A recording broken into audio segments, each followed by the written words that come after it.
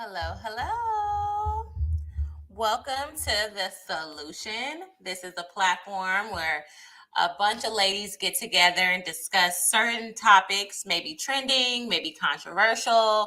And at the end of it all, we want to find a solution. This is a solution based platform that we are breaking down. We're going to analyze everything, discuss, and then we're going to, at the end, provide a solution. I'm B. Taylor TV.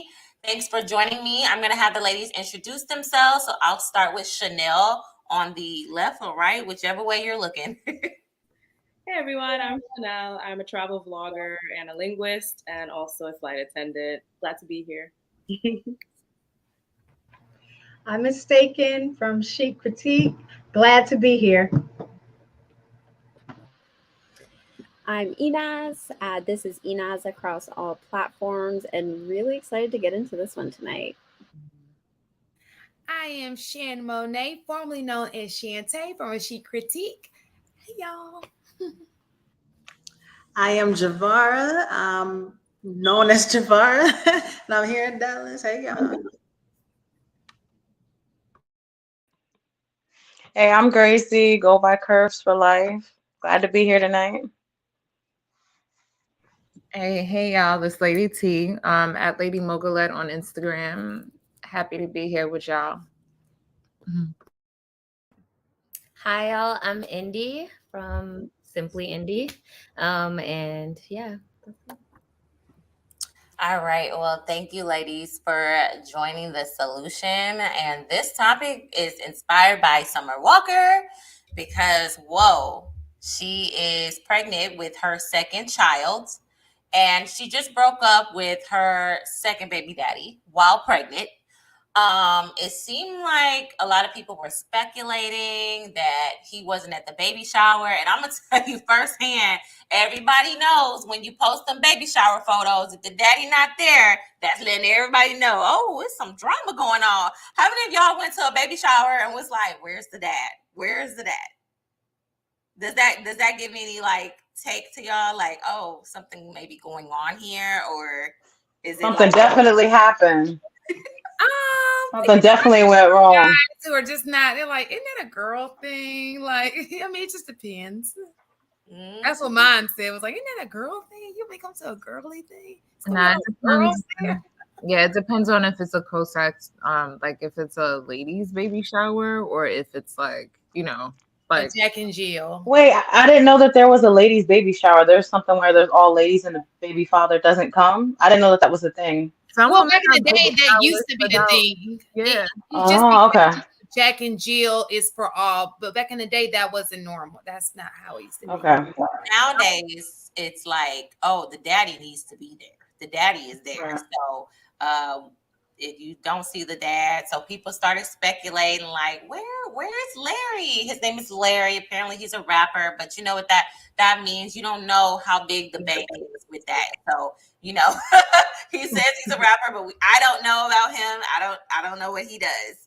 But it seemed like everything was going well. This man has stepped up. She had a child with London, a baby girl, and he was apparently a deadbeat. He has multiple children with multiple women, and he's a deadbeat, a known deadbeat. But she thought, originally that she was better because she had money. She has money. She has a career. And that the other baby moms were just broke, bitter bums, and that they were just mad because they wanted to come up off of him. But then she got the same man that, the other baby mamas got. So everyone thought that this new guy, Larry, was her Sierra's prayer. Like, people said, oh, this is the Sierra's prayer. She, got this man to step up and take care of her child. Like, he was at every doctor's appointment. He's there for her child. And then they got pregnant. Now it's apparently they broke up. So we're going to read the post. Let me put it up. That she let everyone know. People been trying to be in my business bad lately. I don't know why y'all need updates on my life. LOL, like go touch grass. But I decided to be single It's no hard feelings. Larry is an amazing father. There's just certain things. Oop, it looks like I got cut off. She said, but certain things I won't deal with. And we don't, I think she's about 8 months pregnant. How do y'all feel about that? We'll start with Chanel. That's tough, man. Like 8 months pregnant, you're so fragile, I imagine. You need all the support that you can get. So it better be for a really good reason why they broke up. Like, I'm very curious to find out the reason why. Miss Taken. Would I be wrong by saying what the guys say, saying that she for the streets? Ooh. That street behavior, like, for real. Like, now, I like the circumstances. I don't know why she's not with the current baby's father being pregnant. I don't. But I think right now she's 2 for 2 in bad judgment. So I think at this point, I would say that kind of behavior is not necessarily what men are looking for. I can't say what she's looking for. I don't even know what she's looking for, because obviously the 2 men she chose wasn't the men that she wanted or ultimately ended up with. But now we're going to have 2 kids in a single-led household, which is kind of what we've been talking about in terms of how do we minimize the damage that comes along with that. But Okay. I think that's an interesting take because, you know, when the roles are reversed, I don't think we demonize men for not settling. Like, being a good mother is not enough for a man to stay, right? And so him being a good father, and again, we don't know, this is just speculation, but it's also just likely that he may not be a good partner. And I think if she's 0 for 2 in that, I think I don't want to be so quick to judge and say she's for the streets.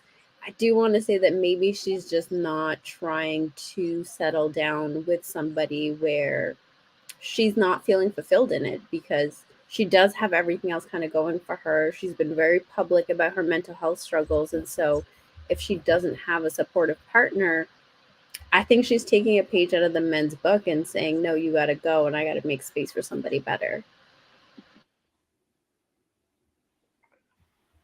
It's tacky. I just think it's tacky. But I did not know about the mental health. You know, this is my first time hearing of this young lady. I didn't know she was struggling with mental health issues. So I guess I will have to dig a little deeper into that to see what's been going on, because that, you know, in itself may be something. But in particular to this situation, obviously is a big, you know, deal. But taking that out of the situation, tacky. It's very tacky. And I will wonder that if you have a guy who's there to help you with your child, you have a child by him, I'm starting to think that maybe it's possibly her. You think? I would have to know how the first one ended. Did she end it or did he end it? It's so many unknown variables here. So, but tacky at the end of the day. Mm-hmm. So I think that there's always a reason. And we don't know. We can speculate, you know, all we want, but we don't know the reason. And I would like to think that most women want to be with their child's father. You know what I mean? And sometimes people show their representative, and then once you get pregnant or once things start getting serious, you start to see a different side of them. And, you know, maybe she didn't like that. But then again, this is just speculation. But and then we also have that she might be dealing with some mental health issues. So it could just be something going on in her own head or some insecurities she's dealing with and she doesn't know how to properly filter through them. So, you know, I'm not going to judge the girl, but it seems rough for her. I hope she figures it out. well, let me take something back. I don't want to judge the girl, but judge the behavior. The behavior is for the street, not her. The behavior is for the street. Okay, so a couple of things.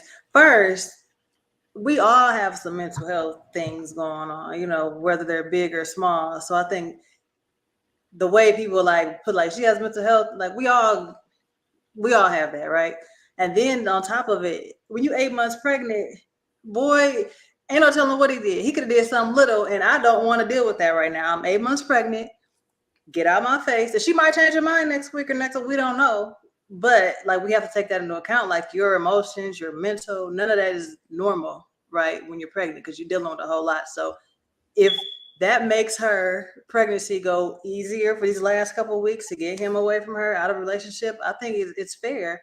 And on top of that, like, okay, she got pregnant twice by 2 people publicly, but people go through 5, 6 men in a year and we'll never know. And they be bad guys and they just don't have a baby out of it. She said he's a good father. They just don't work out together in the relationship. So I don't know. I'm gonna give her a little slack because it happens. And if you can get out of a situation earlier, whether it be now or 10 years from now, get out, if you're gonna be happy. Okay. So Javara touched on some of what I was going to say. She's pregnant, right? I feel like most women, and it's so crazy, before I carried myself, I was like, oh, please. Ain't no reason for you to be carrying on like that. Ain't no ups and downs, but no, sometimes being pregnant is like having temporary bipolar disorder, like a multiple personality disorder. Like the smallest thing is like a big deal, because especially in the last trimester, I don't know how she's carrying. I honestly didn't even realize she was pregnant again. It could just be something that she doesn't want to deal with right now. And she's saying he's a great father. He's a great father to a kid that's not even his own. Once she has his child and she sees how great a father he'll be to their child, she'll probably fall in love with him all over again. But this is the perfect example of why we should marry before we carry, because it makes no sense for you to see him worthy of having sex with, loving, being a father to your child, but he's not worth you treating him like a husband that you're committed to and just can't dispose of easily because you can't, quote unquote, deal with him, when you're going to have to deal with him whether you like it or not for at least the next 18 years. So, that's my 2 cents on that for now.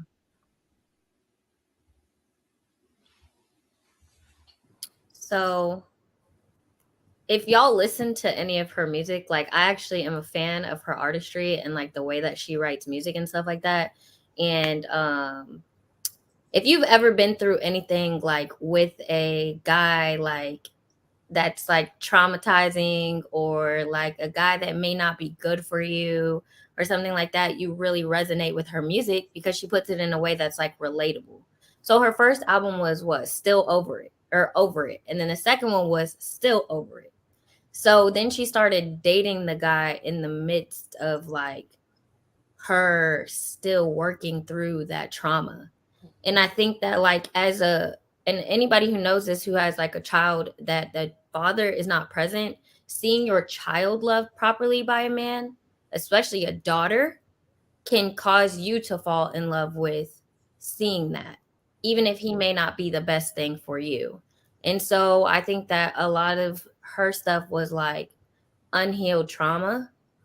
And so like she's like, okay, maybe I wasn't happy, but I found a good dad for like my daughter. Wow. And so it's kind of like, separating the man from like the child situation. So I think that's kind of like, just from outside looking in the variables, like that would be why I think she would do some of the things that she might do. But can I say something real quick though? Like, isn't she like 25?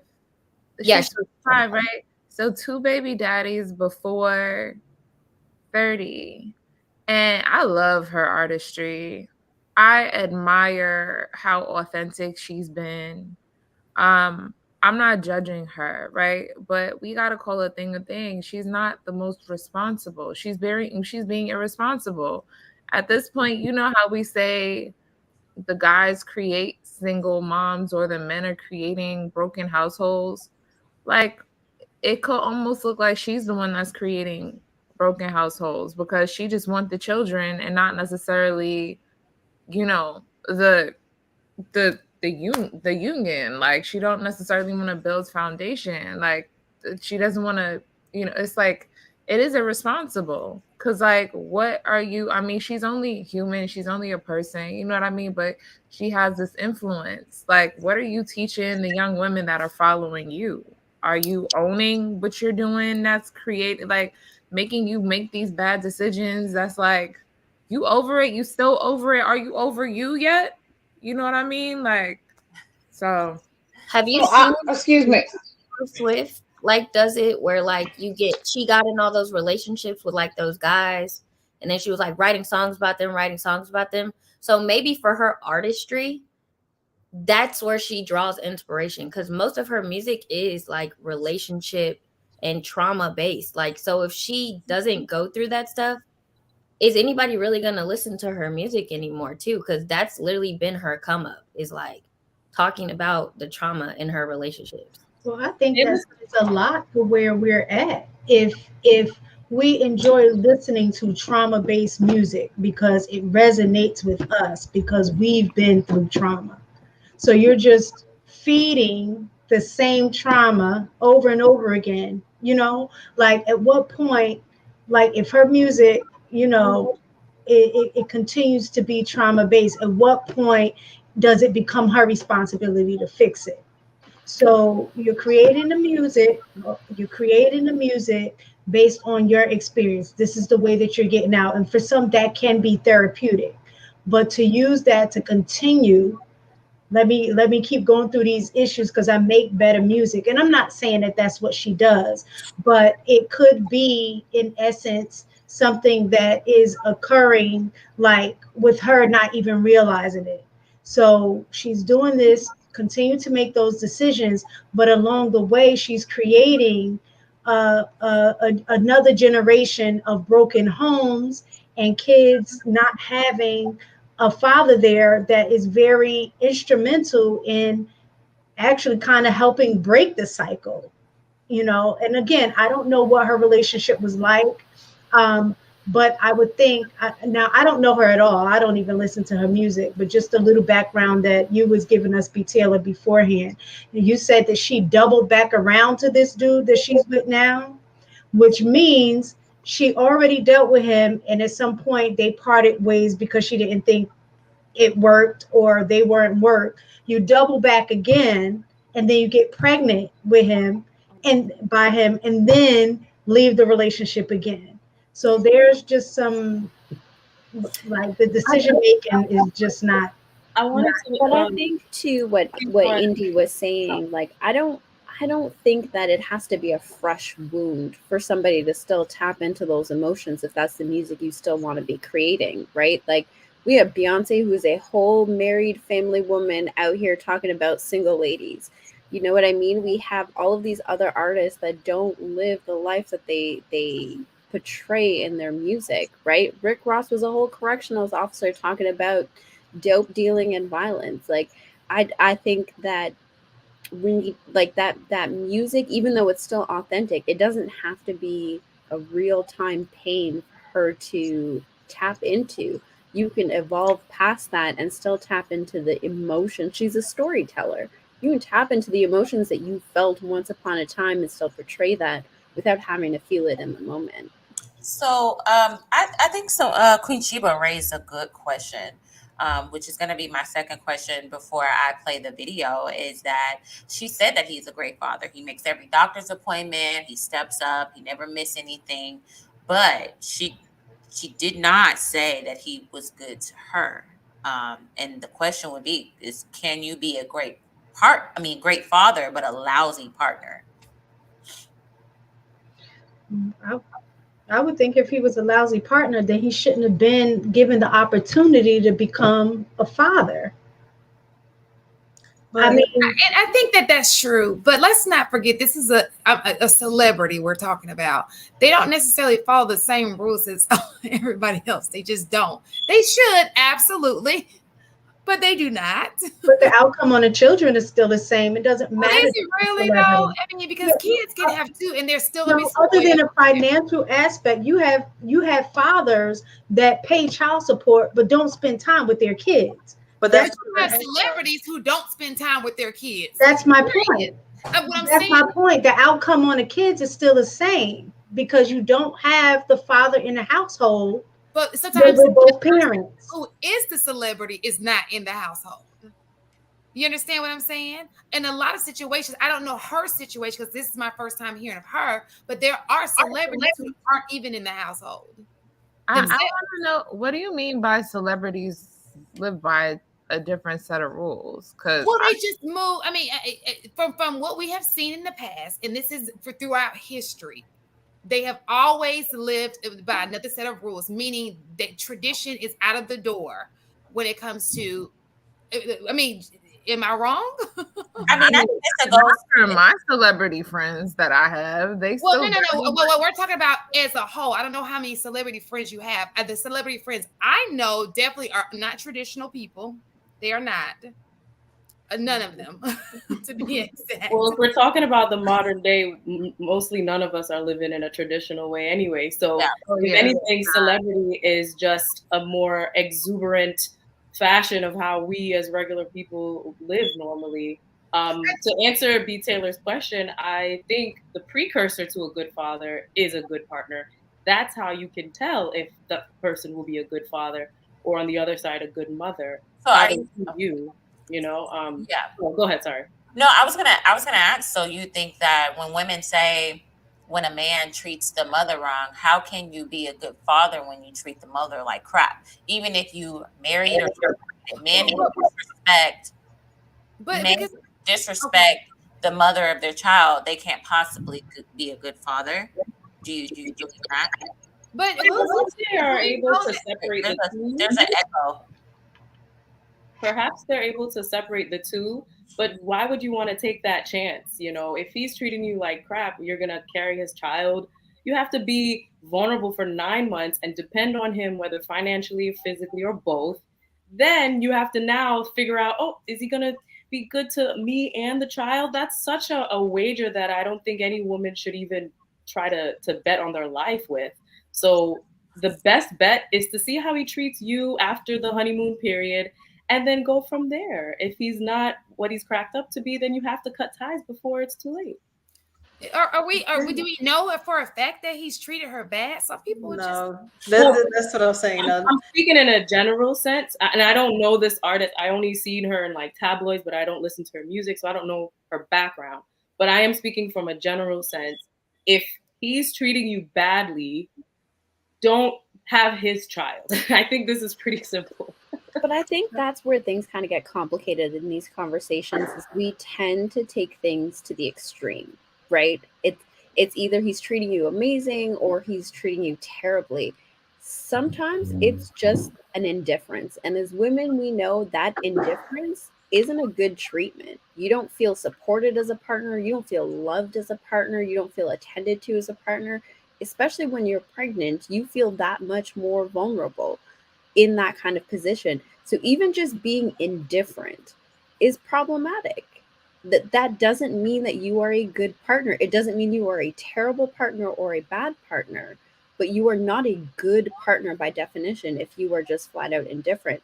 And I think that happens way more often than any of the extremes where somebody just gets a little bit too comfortable, they're not attentive the way that they used to be, that honeymoon phase is done, and so the things that were happening that got us into this position in this place kind of stop. So I don't know that we have to qualify him as being bad. I think if he's just not doing his job to par or to the expectations he set or she set, then he's not a good partner. That doesn't mean he's bad. Can we give enough room and space to address that? She is about, when they got together, I think she was like 23, 24 years old, just got out of a broken relationship. never got to heal. This is what happens when young girls are walking around unhealed. They're not able to have the discernment to tell who is a good partner and who is a bad partner, because they may not even be a good partner. So they're attracting people that are like themselves, correct? So maybe she didn't see the red flags until she got pregnant, and maybe the honeymoon phase has gone away. That's how a lot of women end up saying, I don't know who this man is that I got pregnant by, because this wasn't the man that I met. But a lot of women who say that are a lot of young women, because they're walking around traumatized. They've never seen a healthy marriage. They've never seen a healthy relationship. And they're probably not mentally healthy as well. And I think that's why it's very dangerous for women to walk around with low self-esteem, because we are the womb carriers. We do carry life into this world. So when you have a lot of women that are broken, or a lot of women that are settling, or a lot of women who are thinking low of themselves, that woman could get pregnant and bring life into this world by just anybody who tells them, the first man who tells them that they're pretty. So I don't believe women should, I just have a little grace for a lot of the young women out there, because they really are walking around unguided, and they have wombs. And an unguided womb is very dangerous, because you'll find yourself at 25 with three or four kids, and 4 baby daddies, and you don't even know how you even got there. So I want to jump and a lot of these women, a lot of these women are coming from single house, like single home mom, like single house. I can't even get my words right. They're coming from single homes, right? And they might have seen a lot of guys come through the house with their moms. So a lot of these women are just a product of their environment. And if you don't see a healthy relationship, and if you don't even know what that blueprint looks like, it's easy for you to get misguided. And we're talking about our frontal lobe is not even fully there until we're 25. So yes, she's going to make a lot of mistakes. And I'm not justifying, the behavior, but I'm just saying that these are things to take into account. Like, if you don't grow up a certain way and you don't see things a certain way, you are just playing life out, and however it comes is however it comes. Like, you're misguided, So that's just there's like popping noises when you, I don't know if it's with your speaker, but there's like a really like static noise every time you talk. Yeah. Who, me? Yeah. But okay, sorry, hold on. We hit 25. I feel like, we could say, we're all living life for the first time, right? But I think it's fair to say that by the time we make it to that age, we can kind of look around and make decisions for ourselves based on the experiences of others, based on things that you've seen. So I feel like that's a little bit of a cop-out, because at 25, like, you're on your second baby daddy. And if I'm not mistaken, this is someone that she knew before, ever since she was younger. So, like, you wait until you get pregnant with this man to now decide that he's not a good enough partner, but he's good enough for you to bring forth life into the world for. Like, it just doesn't make sense. And again, I feel like there's very much a chance that she might be still, like, I'm hopeful that they end up back together, and that maybe he makes an honest woman out of her. She said there are some things that she just can't deal with. And I think earlier when you were talking about it, you said something about maybe he should go get like I don't know if you want to play it, but let's go ahead and play it. Let's say something real quick. Wait, you said somebody was trying to pay you. Yeah, go ahead. Okay, sorry. So I just wanted to say, like, okay, there's a child involved, right? Well, 2 now, because he was taking care of the first one that she had.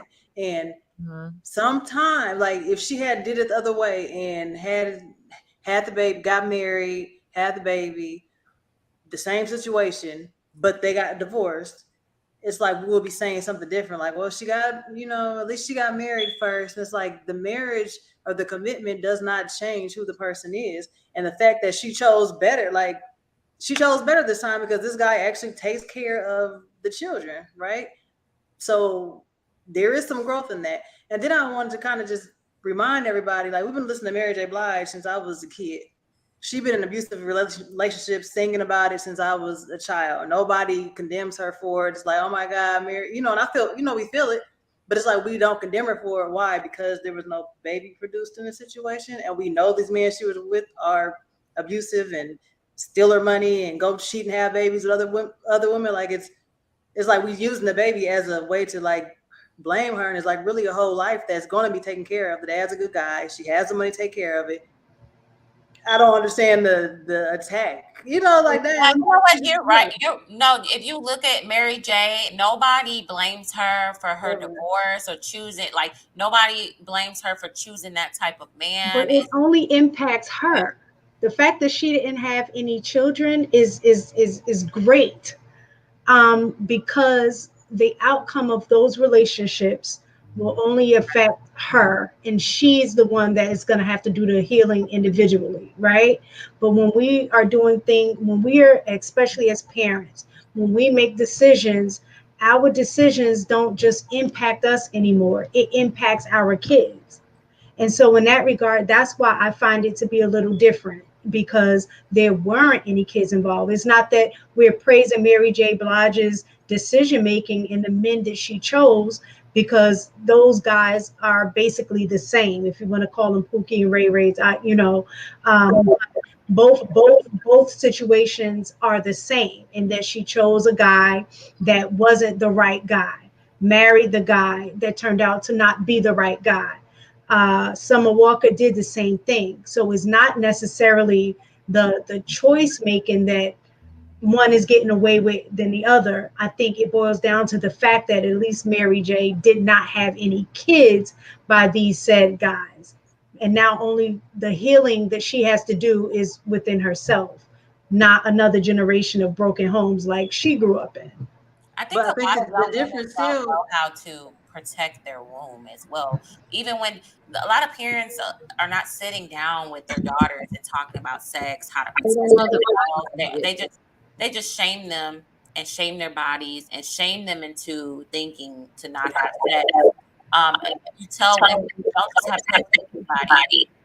Oh, is there an echo? Somebody has their phone, I guess. Okay. Yeah, a lot of women, they don't know how to protect their womb. When a man say, "Can I take the condom off? Can I, I love you. Can we be closer with each other?" And a lot of women feel like that's their only way, because they don't know how to love. They don't know what love is properly. So they think that using protection and being close to that man, they think that that's a way of showing him how fully unclothed you can be with this person, how fully you can show him your desire and love and loyalty and risking your health, your life, and everything. You're giving your all to this man to show him how much you're willing to be completely naked in front of him.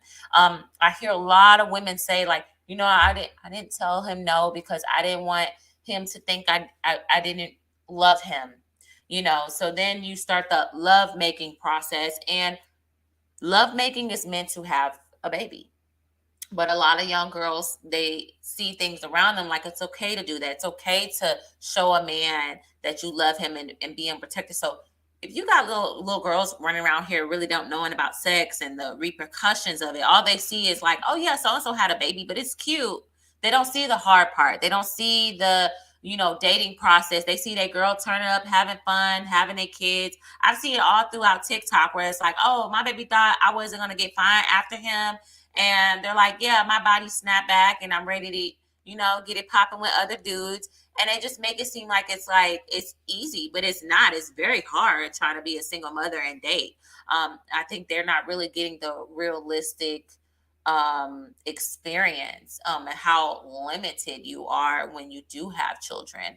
I think it's because praising it. Like, people are praising it. Like, it's almost like there are definitely way more weddings. I mean, way more baby showers than weddings.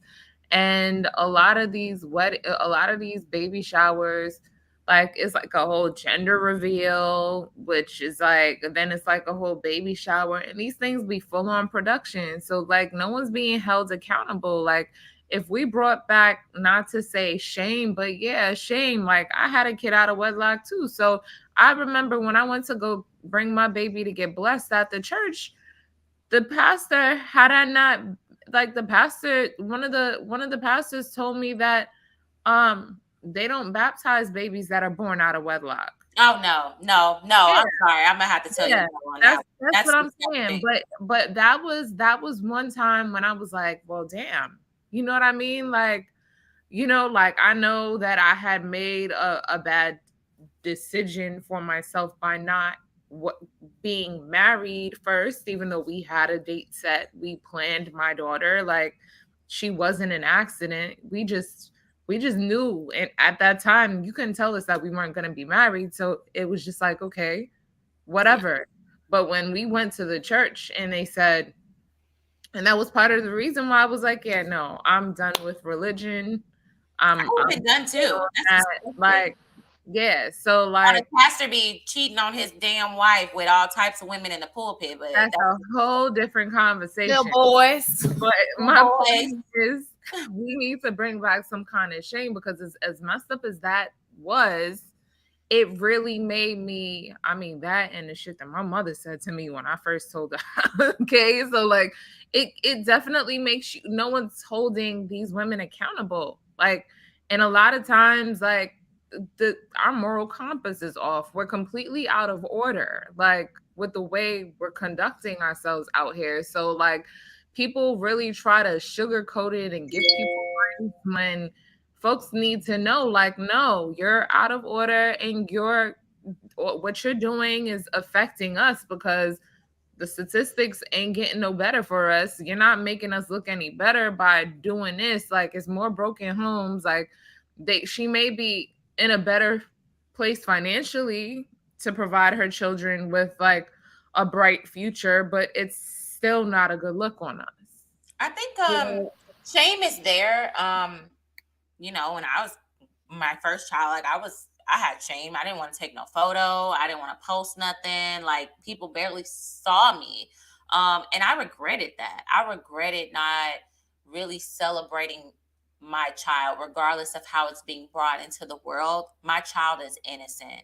My child didn't ask to be here. My child had nothing to do with my decisions. So therefore, me not celebrating its life is, I'm taking something away from the child's innocence because of my shame. I'm letting my shame define me, define how I'm going to be a mother, and define how I love my child. Because there's a lot of women who are walking around shamed and pregnant, and they end up having the baby. They don't have no bond. A lot of people don't talk about that. It's like, you have that baby, you look at it like it's something to be shameful and embarrassed of.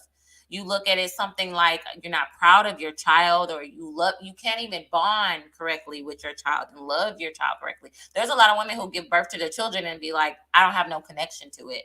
They look at it like it's a burden. So what do y'all say about that? Because y'all say in the same breath, bring back shame. But there's a lot of women who bring in children and shame of them, or desert them, or dump them in a dumpster, or have them in a bathroom and leave them there on prom night or something like that. Like, those are cases that definitely still happen. So is that something that's like, I feel like they're gonna bring back shame. I don't think shame is the right word we should bring back, but we do need accountability for women, because we have such a big responsibility. Yes, men have a responsibility too, but as the womb carriers, as you call it, B. Taylor, we have to be a step ahead, and we have to think ahead. In my culture in Trinidad, we have to go to premarital counseling before you get married. And I'm very sorry, Lady Mogulette, of what that pastor said. That was absolutely inappropriate. But that was absolutely inappropriate. But before my husband and I got married, we went through extensive counseling, and we were asked questions that we didn't even think about. We're like, what? So from that point on, I'm like, okay, I have a little bit of a foundation on what to expect in marriage. Now, things are going to get indifferent. Things are going to get mundane. And I sometimes don't like when people say, well, now we're just doing the regular old thing. But that's part of the ebbs and flows of a relationship. And if Summer Walker has left because of that reason, I don't know the reason why, but if it's for that reason, I think that is just not okay, because there are different stages of a relationship. There's going to be highs, there's going to be lows, there's going to be complete boring days where you're just like, what the heck where are we going? But you're supposed to fight for your relationship, for your child. That's why marriage, when it comes to children, is so important, because that piece of paper pushes you to keep going. Of course, if abuse or cheating or all that stuff happens, it's a different story. But if it's he doesn't do what I want, or I don't want to do what he says, or what have you, that I just think that's weak. I'm going to go ahead and play the video. Oh, I'm sorry. No, I'm just going to speak to the point of, like, you know, about the church and the celebrating and feeling shame. I think when there's a level of shame, I think it's because typically is when you know better and you choose not to, I ain't gonna say choose not to do better, but you didn't necessarily follow what it is that you were taught. Like for me, when I initially got pregnant, like I ended up marrying my son's father, but that's not necessarily the typical situation, right? But I remember when I got pregnant, I didn't necessarily enjoy the pregnancy so much when I first found out, is because I knew I did it out of order.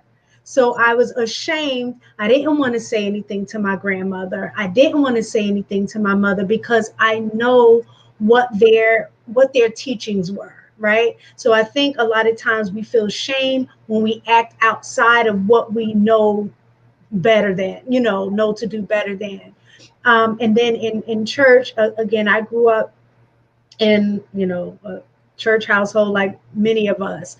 And it was normal practice. Now, I know we've become more modern, so to speak, but I think in a church, there is a level, a standard that I grew up under, that, like, if you got pregnant out of wedlock, like, you're not going to be singing in the church choir anymore. Sit down, because we don't want this to become the norm in this space. You know what I mean? We're not going to, have, baptize, which that part I'm a little iffy on, because it's about the kid when you're having a christening, to give him the covering of God. So that part I don't necessarily agree with, but from their perspective is, we don't necessarily want to celebrate having the out of wedlock kid in church. We're standing up here pretending as if you guys are a family, on, quote unquote, when you don't have the legitimacy in terms of being married. Or even baby showers. I remember when I got pregnant, or even my sister, when she got pregnant, my grandmother was like, no, I'm not coming. And I'm not, giving you anything in regards to that, because again, it happened out of order. And so I don't think there's anything wrong with setting those boundaries or expectations. Like I did that with my daughter. I told her if she ever came home pregnant, she's going to have to choose which one is going to be taken care of. Is it her, or is it going to be the baby? Because I ain't taking care of both. I ain't signed up for both. You know what I'm saying? So I just kind of preached a lot of those things in her to make sure she prioritized her birth control, so she won't end up in that situation. But I mean, this is taking it a little deeper than that. But I think that's sex, period. I mean, that's the whole white before your wedding. Like, you should be wearing white on your wedding and you wearing cream. I think that it's more than just having a baby. It's about opening your legs before you have a husband. But I think that's the thing I wanted to get to, right? Like, we talk about having the conversation about sex all the time, but girls aren't taught the game. No. They're taught, don't open your legs, don't sleep with no man, but they're not taught the game that these men run.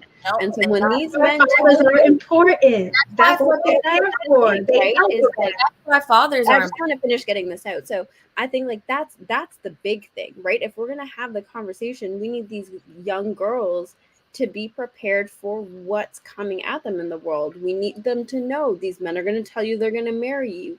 These men are going to tell you that being engaged is enough. These men are going to tell you that they love you and this is how you show them you love them. That like they're going to play Mr. Nice Guy until like they get what they want. That they're going to pursue you. They're going to chase. They're going to do that. Those things still can't be enough, right? But these girls aren't taught these things. And so the first man that is consistent enough, the first man whose actions line up with their words, even for a short period of time, these girls are like, all right, this is it. This is the thing that, you know, my mom, my grandma, whoever, my auntie has been telling me to wait for. I found the one and I'm moving forward. Yeah. They're not taught the game. Young men are taught the game. Girls are not taught the game. You know, that's beautifully said, because I was that girl that I thought when my dad would tell me, these boys are gonna lie to you, they're just trying to get in your pants. I thought that's what it was what it was gonna sound like. Like I was gonna be able to tell, like, you're just trying to get in my pants. Like they didn't warn me that a guy is going to show up to my door. He's going to be persistent. He's going to be consistent. He's going to work hard. He's going to be my friend. He's going to do things where I feel safe and I feel protected. He's going to meet the parents. He's going to, you know, and it doesn't like he love bombed me. I was ready to be love bombed until I got out there and it was like, man, this is some game. Like, girls are not taught this. Like, we don't have the discernment of like knowing the game. Like men can be like, oh no, he's not good. But we're like, no, he's showing up. He's doing this. He's late at night doing homework with me and not trying to have sex with me. He said he's willing to wait for me until he gains my heart. Because once he gains my heart, it doesn't sound cliche. It doesn't sound like game. It sounds real and I feel it.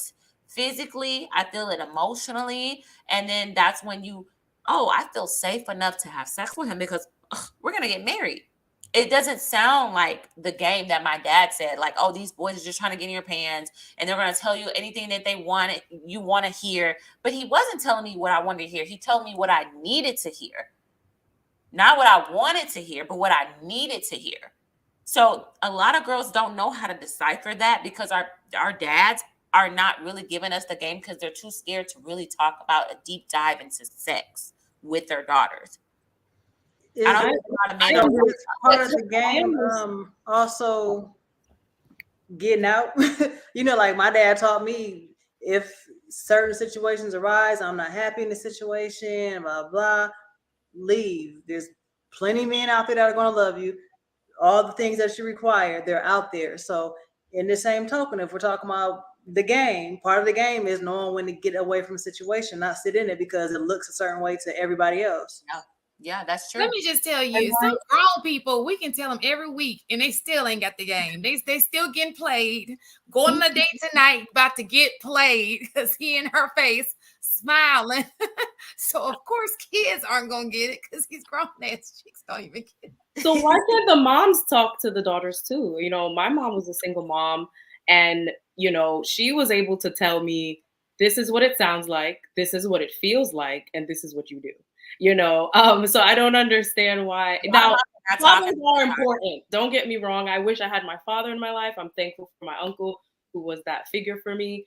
But mothers, especially mothers who have gone through it, could definitely relay the message onto their daughters so that can be prevented in the future.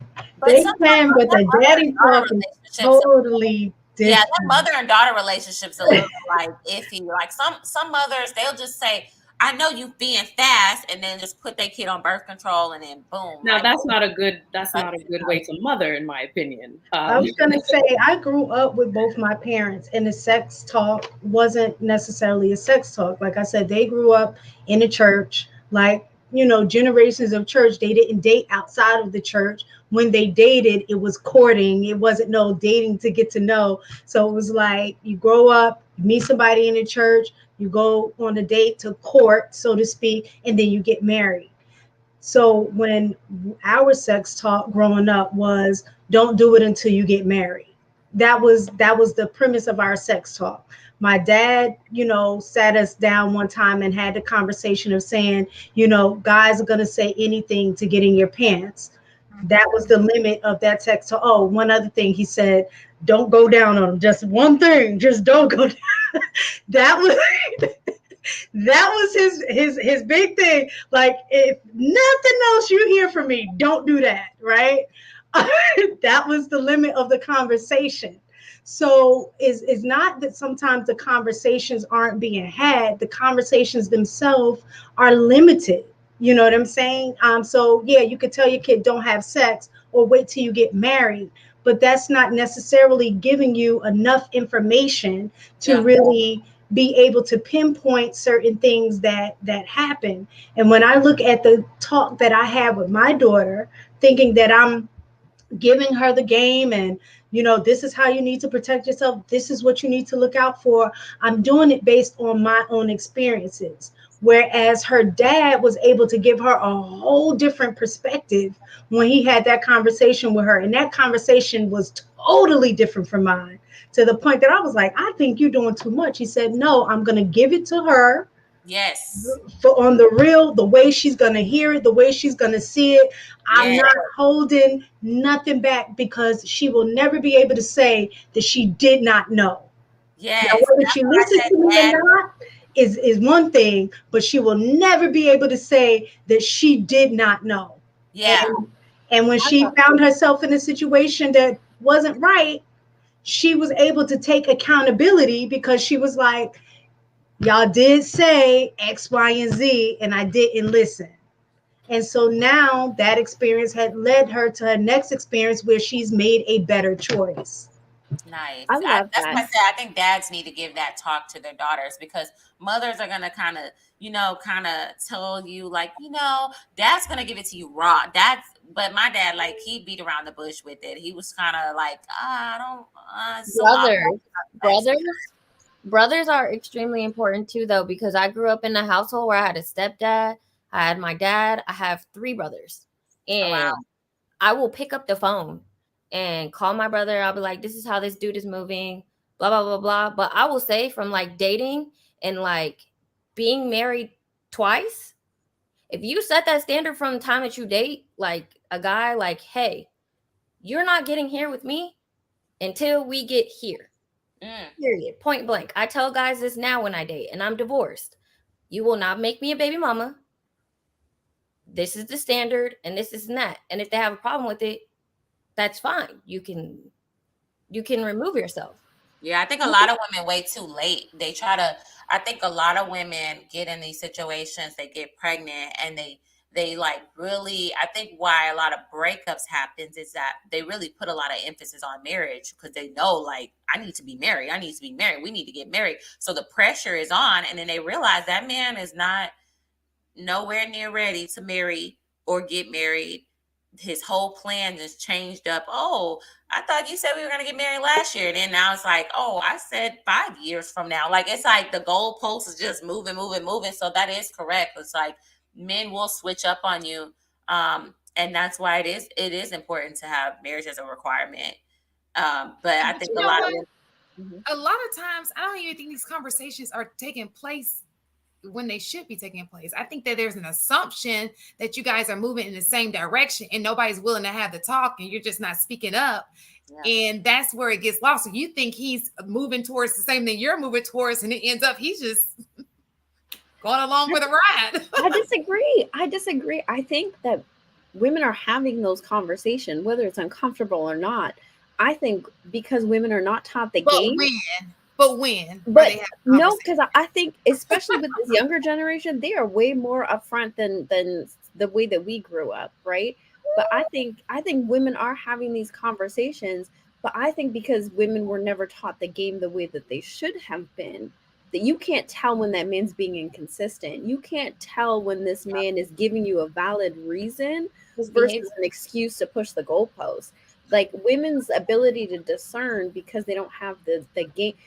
I need to get my money up. I need to be in a position where I can give you the wedding that you're looking for. I need to buy the home that we're going to live in. I don't know how many women have heard these excuses and then turn around, and that man in 6 months into his next relationship already has those things in line. Women don't know how to discern what is real and what is game. coming from men because they were never taught.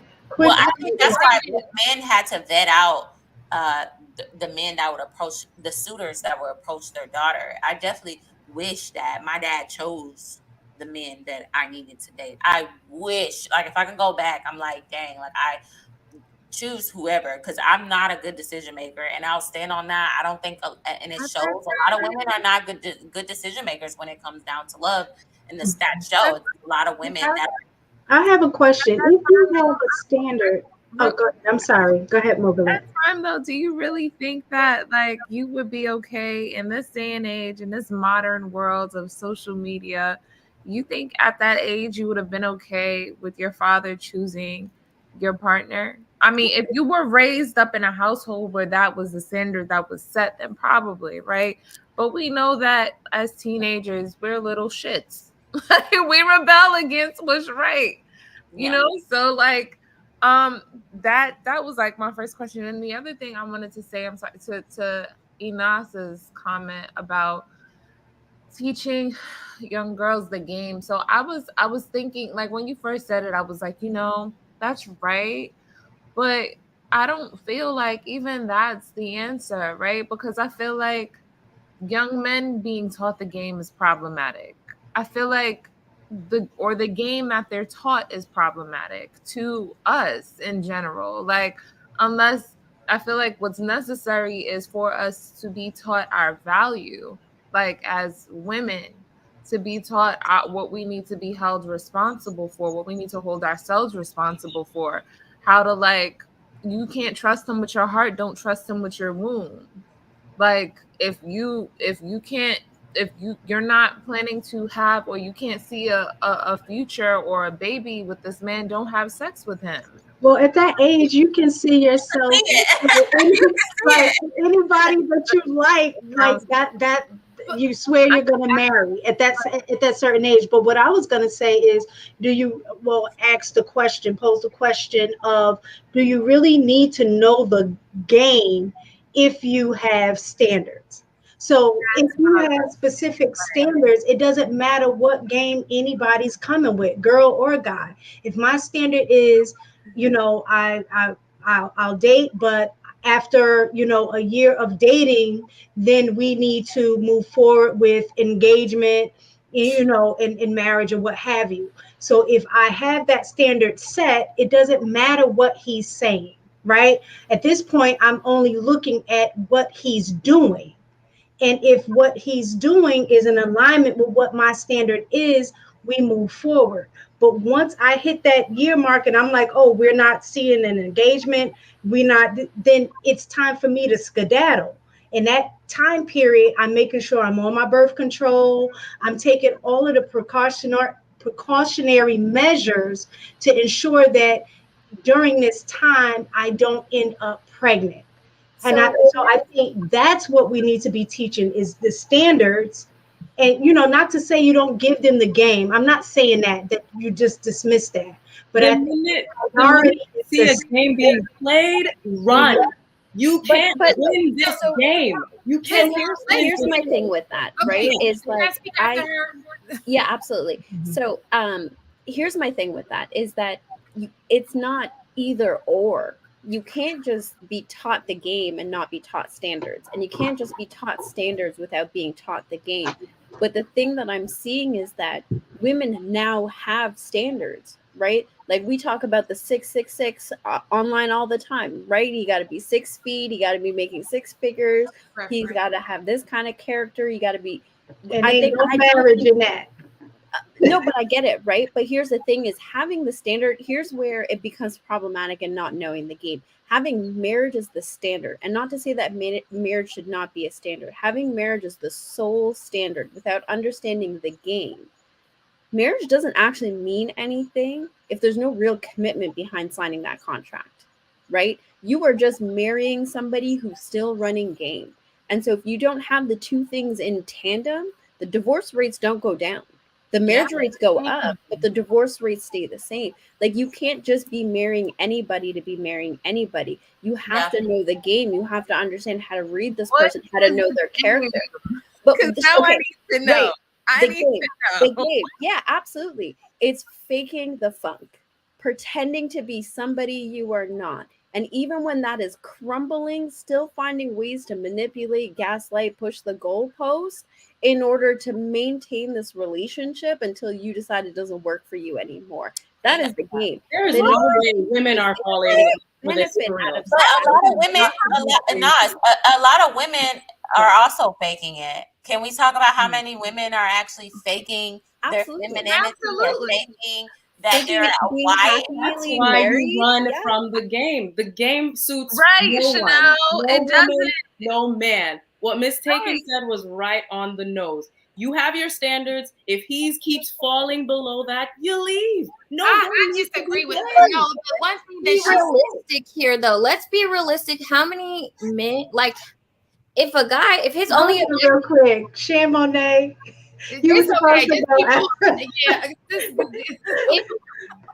if his objective though is to just use you for your body, no guy. I don't care. I have brothers. I will look, we could call them right now. They're not faking the funk for that long if you're not coming up off no coochie. And that's just Nope. real. Guys are wrong man. You're dating the wrong man if that's what it is. There are men. Oh, they play the long game out here. Yeah. Yeah, okay, play the for long how game. long though? Don't For fake- how you it can't depends fake on the that man. You can't Not the fake that funk 666 for guy. long. I'm sorry, not the 666 guy. The I'm the not talking guy about that no does number guy. I'm talking about real everyday men who are worth a damn. I'm talking about these guys here. The good, upstanding, hardworking men that we should be paying attention to that are in our faces. Most of them want women who are just regular women, just regular everyday women. But we're doing the game and this and that, and let's do this and this and that. It's too much. You have your standards here. I'm not saying you need to say, hey, I need this, I need to be married, I need this and that. No, you zip your mouth, you see what he's about. If he's not, you leave.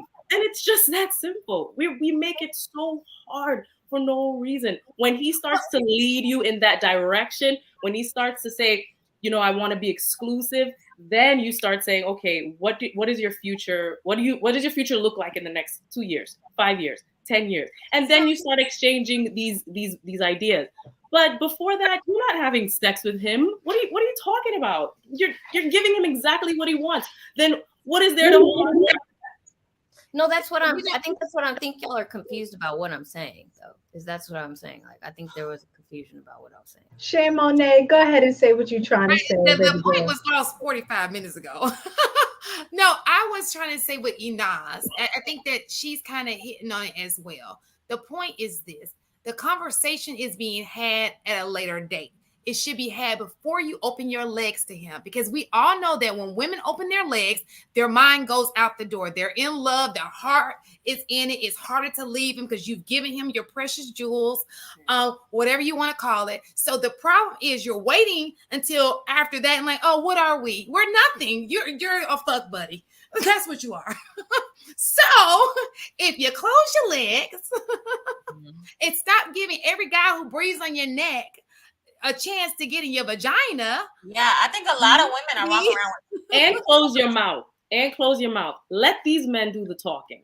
When we're like, I want a man that gives me flowers every day. I want a man that he's gonna give you flowers for 3-6 months. And he's gonna do exactly what you say, and then he's gonna get what he wants, and then he's gonna lead you on.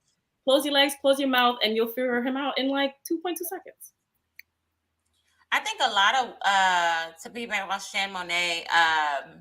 Oh my God, I just lost my train of thought. I was going to piggyback off of something that you just said. She About said, your emotions being involved. That what? About the emotions being involved after you have sex.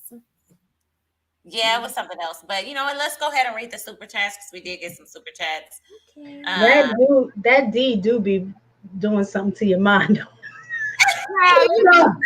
but let's be honest about this right here. Really? Does it really?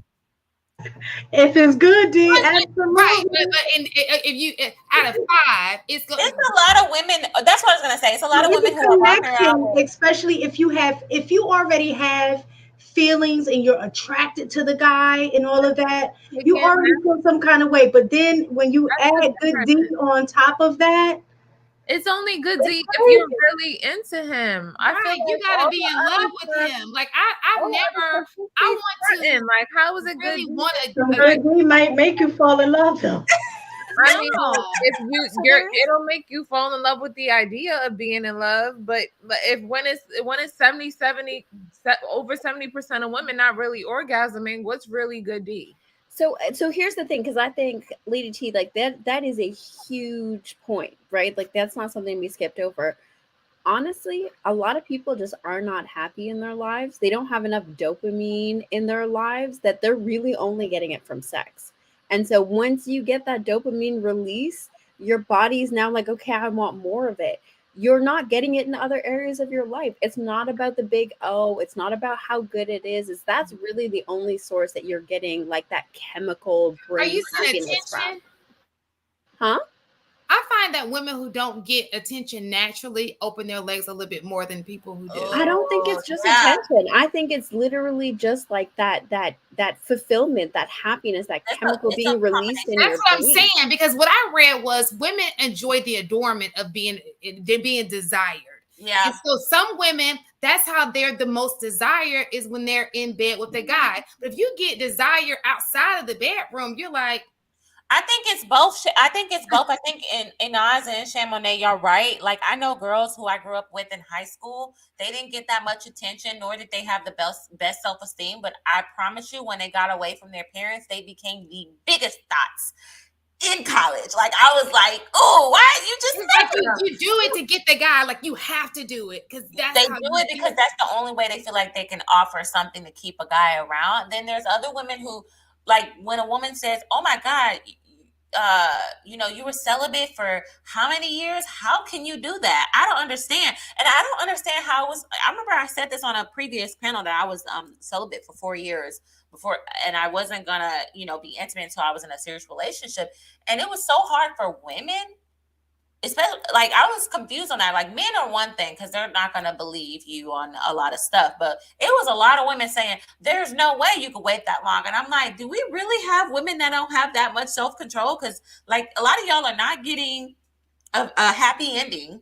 And if you're traumatized from a relationship, you're going to be I was so traumatized from a relationship. I was completely turned off from everything. I just wanted to heal. I just wanted to heal from the inside out. And there's nothing more liberating than being celibate, because you're not giving your energy, your body, your spiritual self away. You're completely one, and you feel more pure with God. You don't feel this sense of like shameness with it, because after you sleep with the guy, you like, okay, Lord, let me pray. Lord, please forgive me for what I did tonight. Like, you don't gotta like worry about that extra shame on top of it. So there's something so liberating about being celibate. I definitely think that a woman who can't go a year without having sex should, and she's not married, she needs to go on that journey and watch how much her body and everything changed. Like, it's crazy because a lot of y'all looking like, a year. No, B. Taylor, what you said. No, I agree with you. Like, important. You said that you were healing. A lot of women don't even know what that process looks like, and it's an ugly, hard process. So ugly, a lot hard of process. Penis to penis, and they're not getting any healing, and they're just making more traumatic experiences for themselves. So you took the time to do that, and you realize when you are celibate, you are more at peace. Your mind is more clear. You feel giving of yourself. Like, you learn a whole bunch of things about yourself that you would have never known had you been giving your body up to a man, because you're actually tuning in with yourself. So what you did was great. So I believe you. I know a lot of people who don't know how sexual like they don't know how to restrain that. It's like unbelievable. They're like, nah, girl, there ain't no way. You know what I mean? But I believe it's possible. So that's good. The other thing I believe it's possible. I do. The other thing is like the clarity comes from you just not taking on another man in that way. Like, it comes from you feeling empowered and liberated by the fact that you no longer feel any obligation to giving yourself to a person just because you want to please them. I mean, so of course women love sex too, right? But like, I heard someone, I don't remember who it was that spoke to this earlier, that felt like, I feel like a lot of young girls, when there's like the shame about giving your body up to just anyone. But then once you do start having sex, there's like a sense of like, you have to do that to keep your man, or you have to do that to keep him happy. Yeah, For like yeah. some women in relationships. And once you've detached yourself from that and you realize like, no, that's not how it works. Like I'm valuable too. Like, and men will try to make it seem like it's not the case, but the two most important things, the two most influential things in their lives is money and vagina. Like, Yeah, it is. like Everything for women. everything for women and vagina, the attention of women and vagina. But whether it's quality women or not is something completely different. And I guess it depends on whether or not the man values himself enough to only date that. But that's a completely different topic. But yeah, I just want to I'm gonna go back to the super chat. So let me get I want to acknowledge everybody that sent super chats. And then I'll play the video. I was trying to get to that video. Okay, so we have Sir Chai 87, $2 chat, showing love for Shantae and Panel. Keep it up. Another $2 from Sir Chai 87. I'd rather listen to Anita Baker than Summer Walker. Sir Chai 87 with another 2-piece. Be Taylor, these women today just say pull out. You know what? There's a lot of women that are actually like that. I've heard it from men who say, like, the women will tell them, I don't like to use condoms. Like, we don't have to use them. Real 83 with the $9.99. Shout out to Miss Taken. Rebellious videos with a 2-piece. Shout out to B Taylor for taking accountability. I take accountability, y'all. All right, rebellious videos with a 2-piece. Chad Thunder make women forget. Wait, Chad Thunder makes women forget all the rules. I don't know what that is. What is that? He needs the chats and the TOC catch. Oh, okay. What did she say? What she said, the TOC pack? No, COCK. That's the chicken.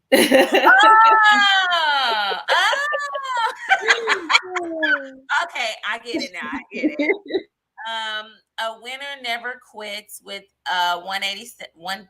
Okay, well, Chanel, Mistaken, Shantae, and Toya T equals class.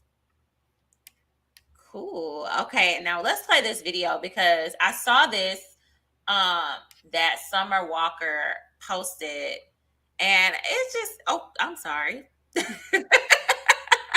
don't know how I did that. Okay, let me go ahead and play it. Man, Somebody was trying to pay me $200,000 to do what? to link to fuck or something. Well, go get it. I'm telling you, where she at? I'm finna show it to you. Hold on. No, I'm serious. Go get it. I know. And bring it back. I'm serious. Whoever was trying to pay, Bro, you recording it's me? good as fuck.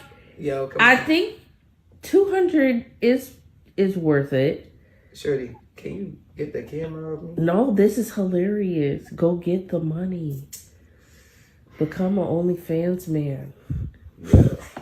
I can really make some millions real quick. For You sure. could. It's good. Like, All right. You should. All right. You better stop telling these women this shit. No, good. no. This is the promo. Just the promo. I know you lying. So that's Summer Walker to her baby daddy, and she's about 8 months pregnant. What do y'all feel, ladies? Not all at once. She's got to be playing. There is no, she does not love him. There is no way.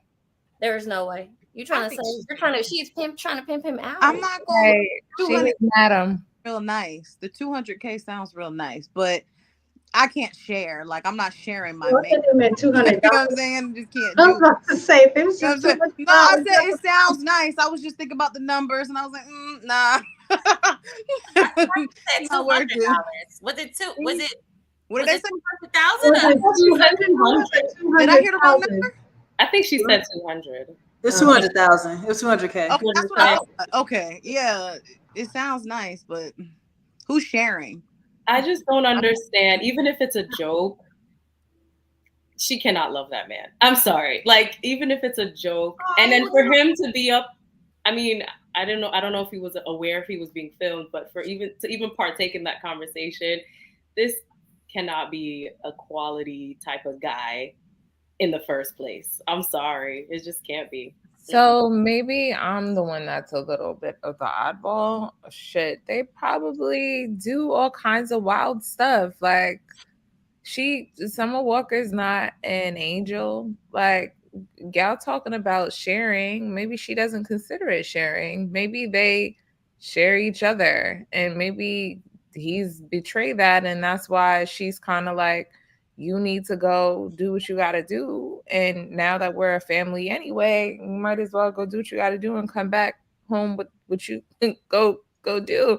I don't think that necessarily means that she doesn't love him. I feel like, again, they were friends before. They seem like they have a very jovial, like, kind of relationship. So, like, the fact that there's that level of honesty and transparency even makes me wonder why, now that you have a child with this man, he's willing to share certain things with you. You guys are having these, conversations. Why could you guys not make it work for the sake of your child? I mean, that's where my mind goes. That's an open relationship, though. Like at that point, it's just an open relationship. Open relationships with guys unknowingly every day. That's the whole point. If you don't know, that's a whole different conversation. That's cheating.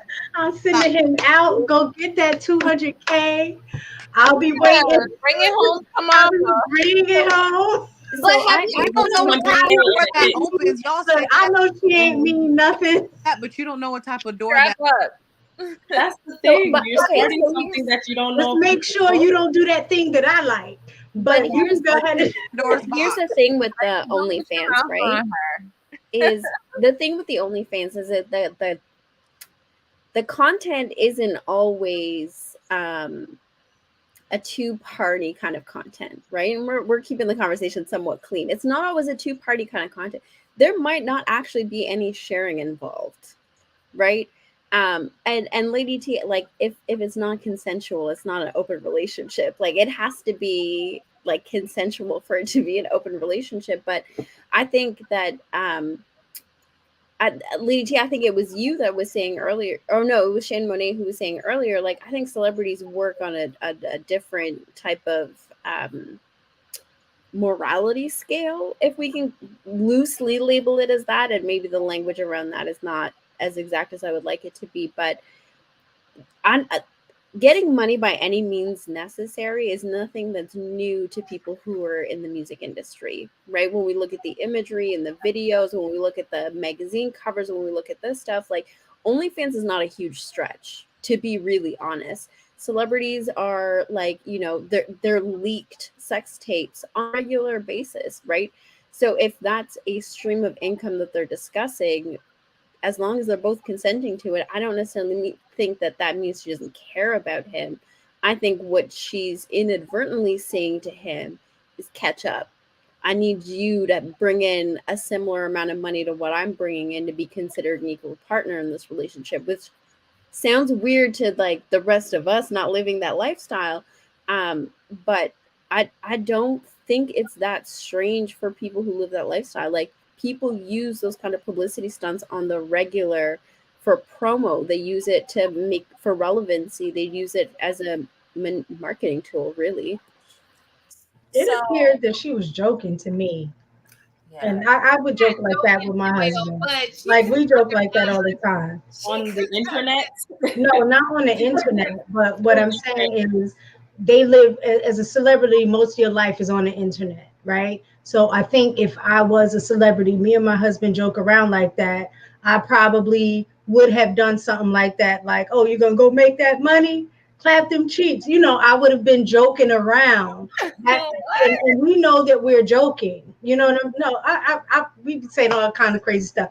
So I'm just saying, so joking around. So I took that automatically that she was joking, because I know, we would joke like that. Yeah. I don't think she was serious. At least I hope she wasn't serious.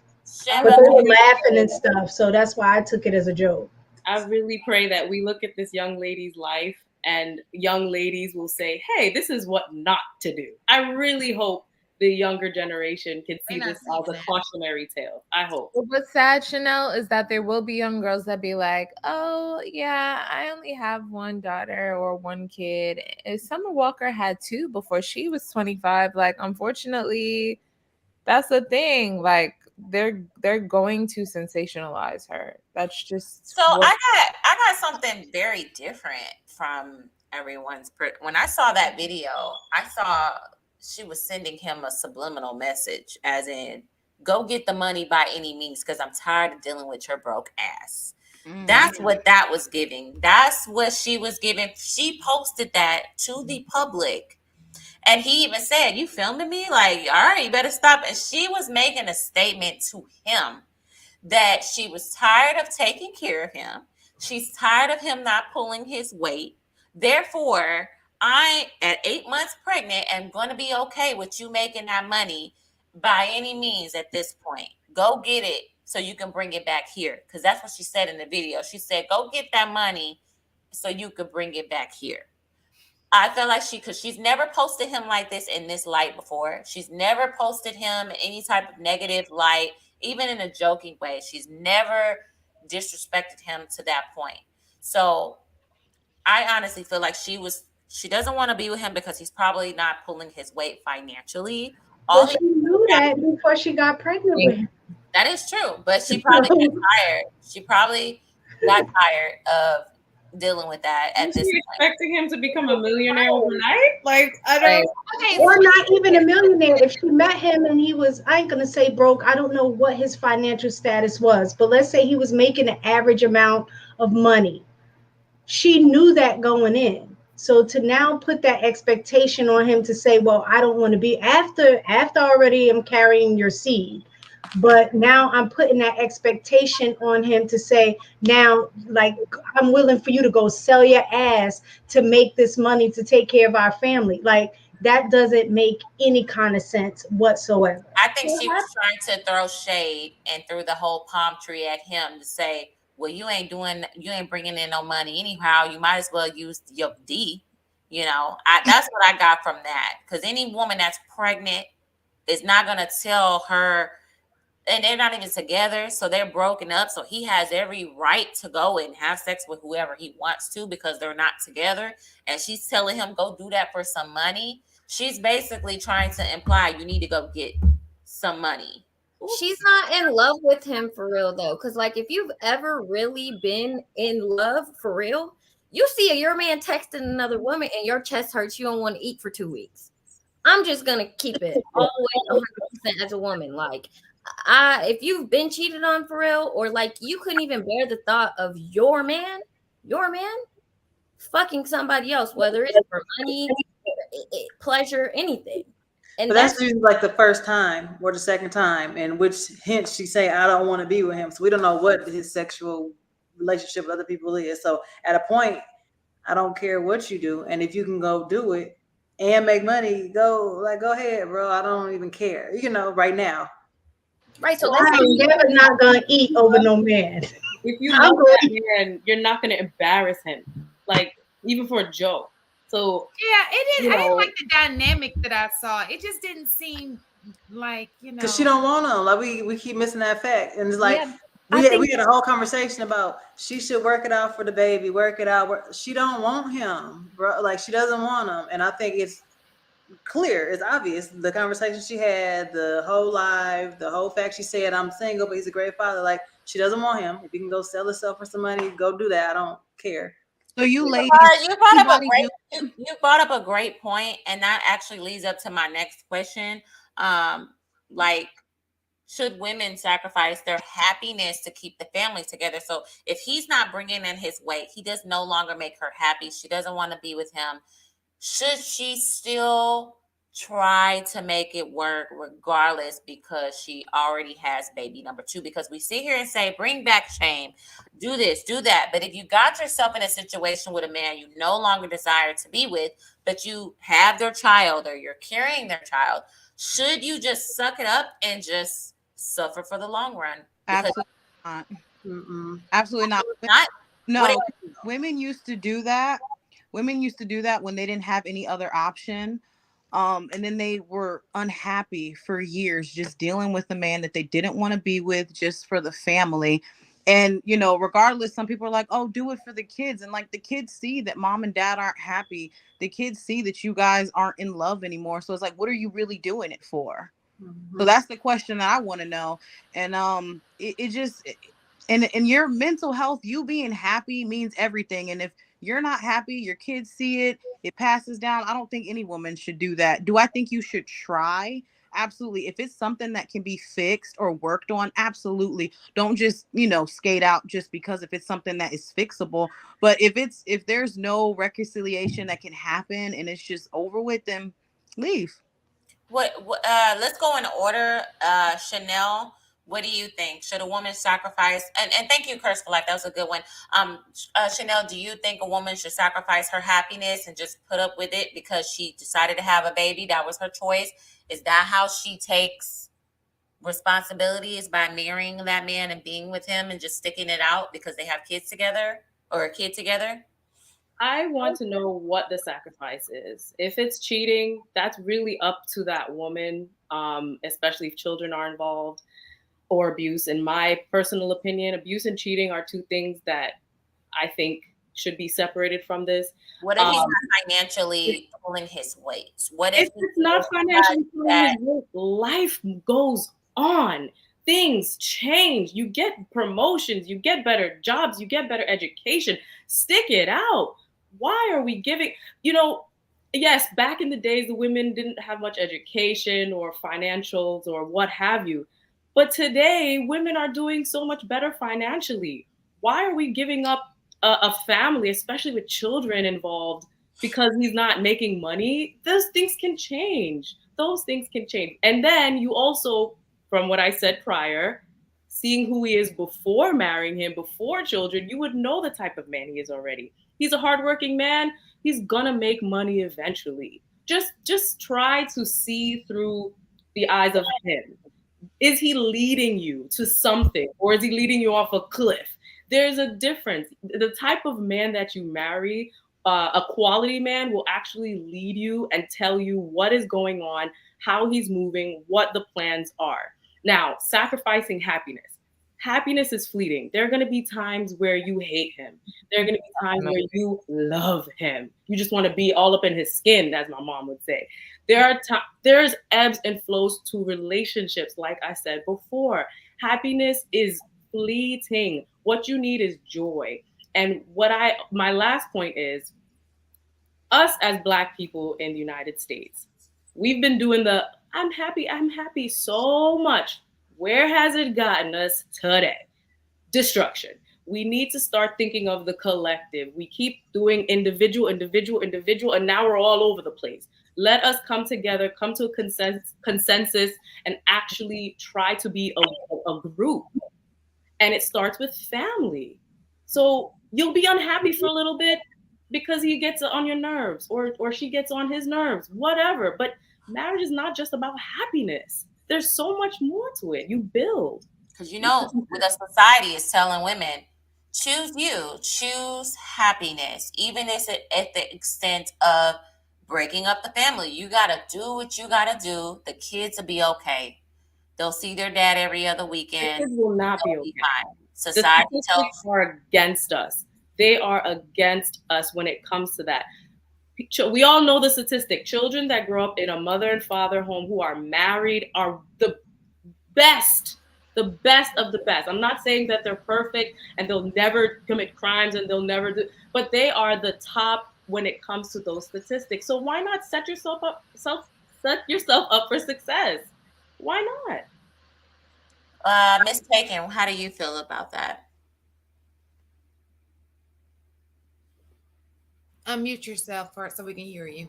I said, repeat the question. The question. I got to make sure I have it right. Should a woman sacrifice her happiness at the extent of keeping the family together? So, as an example, Summer Walker, if her boyfriend or whatever is having financial difficulties, seeming like he can't get it together, he can't pull his weight, or a woman who's just no longer happy being with that man, he doesn't make her happy, he's not satisfying her needs.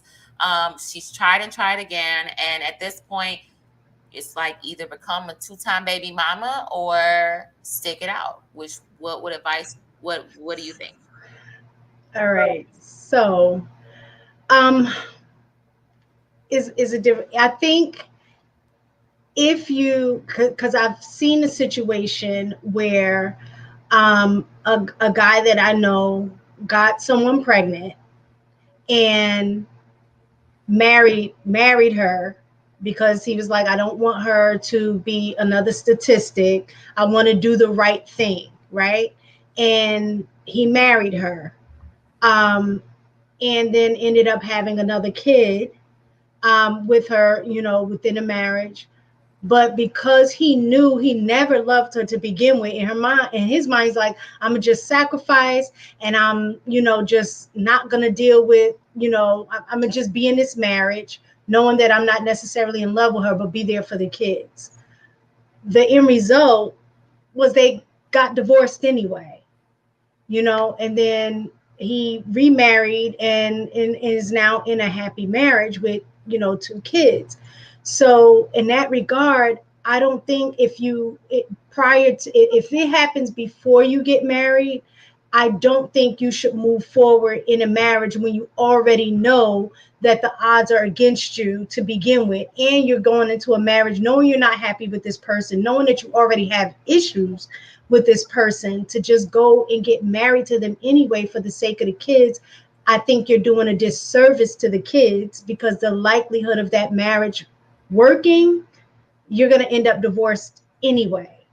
So now that's more trauma that I would think the kids will go through, because they've seen the parents together and now they're separated. However, I do think it's different when you're already married. I do believe that, and I know a lot of people don't want to, hear this, but I mean, like Chanel said, when you are married, it ebbs and flows. There's going to be times where you're unhappy in your marriage. And sometimes it has nothing to do with the partner. Sometimes the partner becomes the scapegoat, but is your own unhappiness, and it's easier to kind of scapegoat somebody else. Like, if he only picked up his shoes, or if he only did this, I would be happy, but it's not that. But because it ebbs and flows, and happiness, just like anger, just like sadness, all of those are fleeting emotions. So if you still have the same core values, the same beliefs, the same goal, I do think you should sacrifice your happiness, I would say, for a period of time. Because again, just like you can fall out of happiness, you can fall back into it. I think a lot of times we don't give enough time for that to happen. We don't like sitting in discomfort. We don't like being in a phase of unhappiness. So we automatically look for the thing to make us feel good or make us not feel bad. And in a marriage, you can't do that. You're gonna have to sacrifice.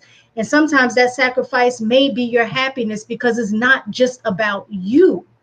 It's about the kids, it's about the husband, and vice versa.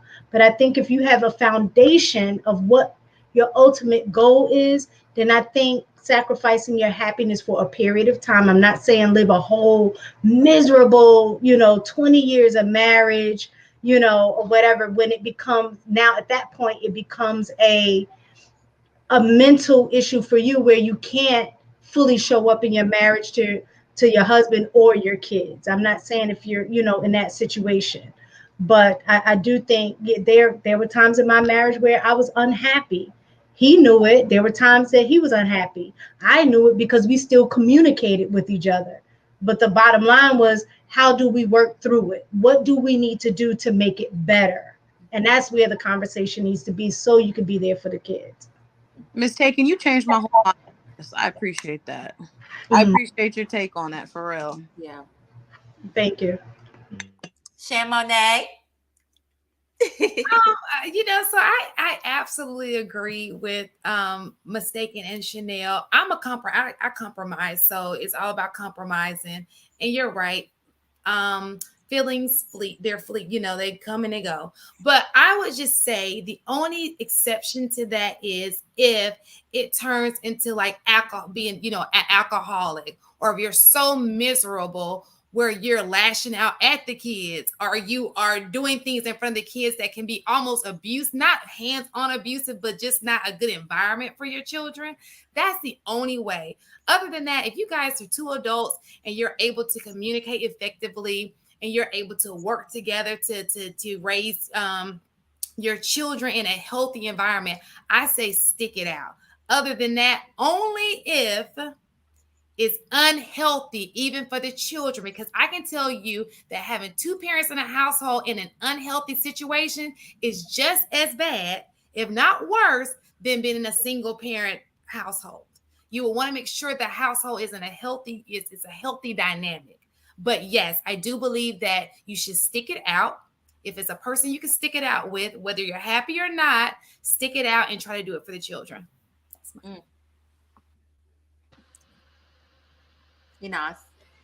Yeah. I think the question's interesting because the words, like, I love what Chanel, Mistaken, and Chan Monet have said, but we're conflating sacrifice with compromise. If the question is, should women sacrifice their happiness? Absolutely not. To sacrifice it means to put a total end to it, right? If we're talking about should women compromise their happiness, absolutely. Can you elaborate on that? What's the difference between compromise and choosing sacrificing? Yeah, so sacrifice, and we're looking at like the definition of it. Sacrifice means to kill something off. Whether it's for a higher good or whatever, sacrifice means like there's a total end to it. We're not coming back to this. That's it. That's all. It's gone forever. Right? Maybe that is the case for some. I think that's the case for some women. They're like, I tried for years. I'm not sticking it out. I'm not happy. Right. And so, like, to me, if the question is, should women sacrifice their happiness? Absolutely not. Absolutely not. Because we earlier in this conversation were talking about what it means to be a good father and not necessarily a good partner. For a woman to sacrifice her happiness in a marriage, that's you being a good mother and not a good partner. That still shows up in that dynamic. That still sets an example to what that standard is for their children. And if we're looking at community building, if we have multiple people in marriages doing that, what kind of community are we actually building to say that women have to put aside this thing that fundamentally is a part of the human experience?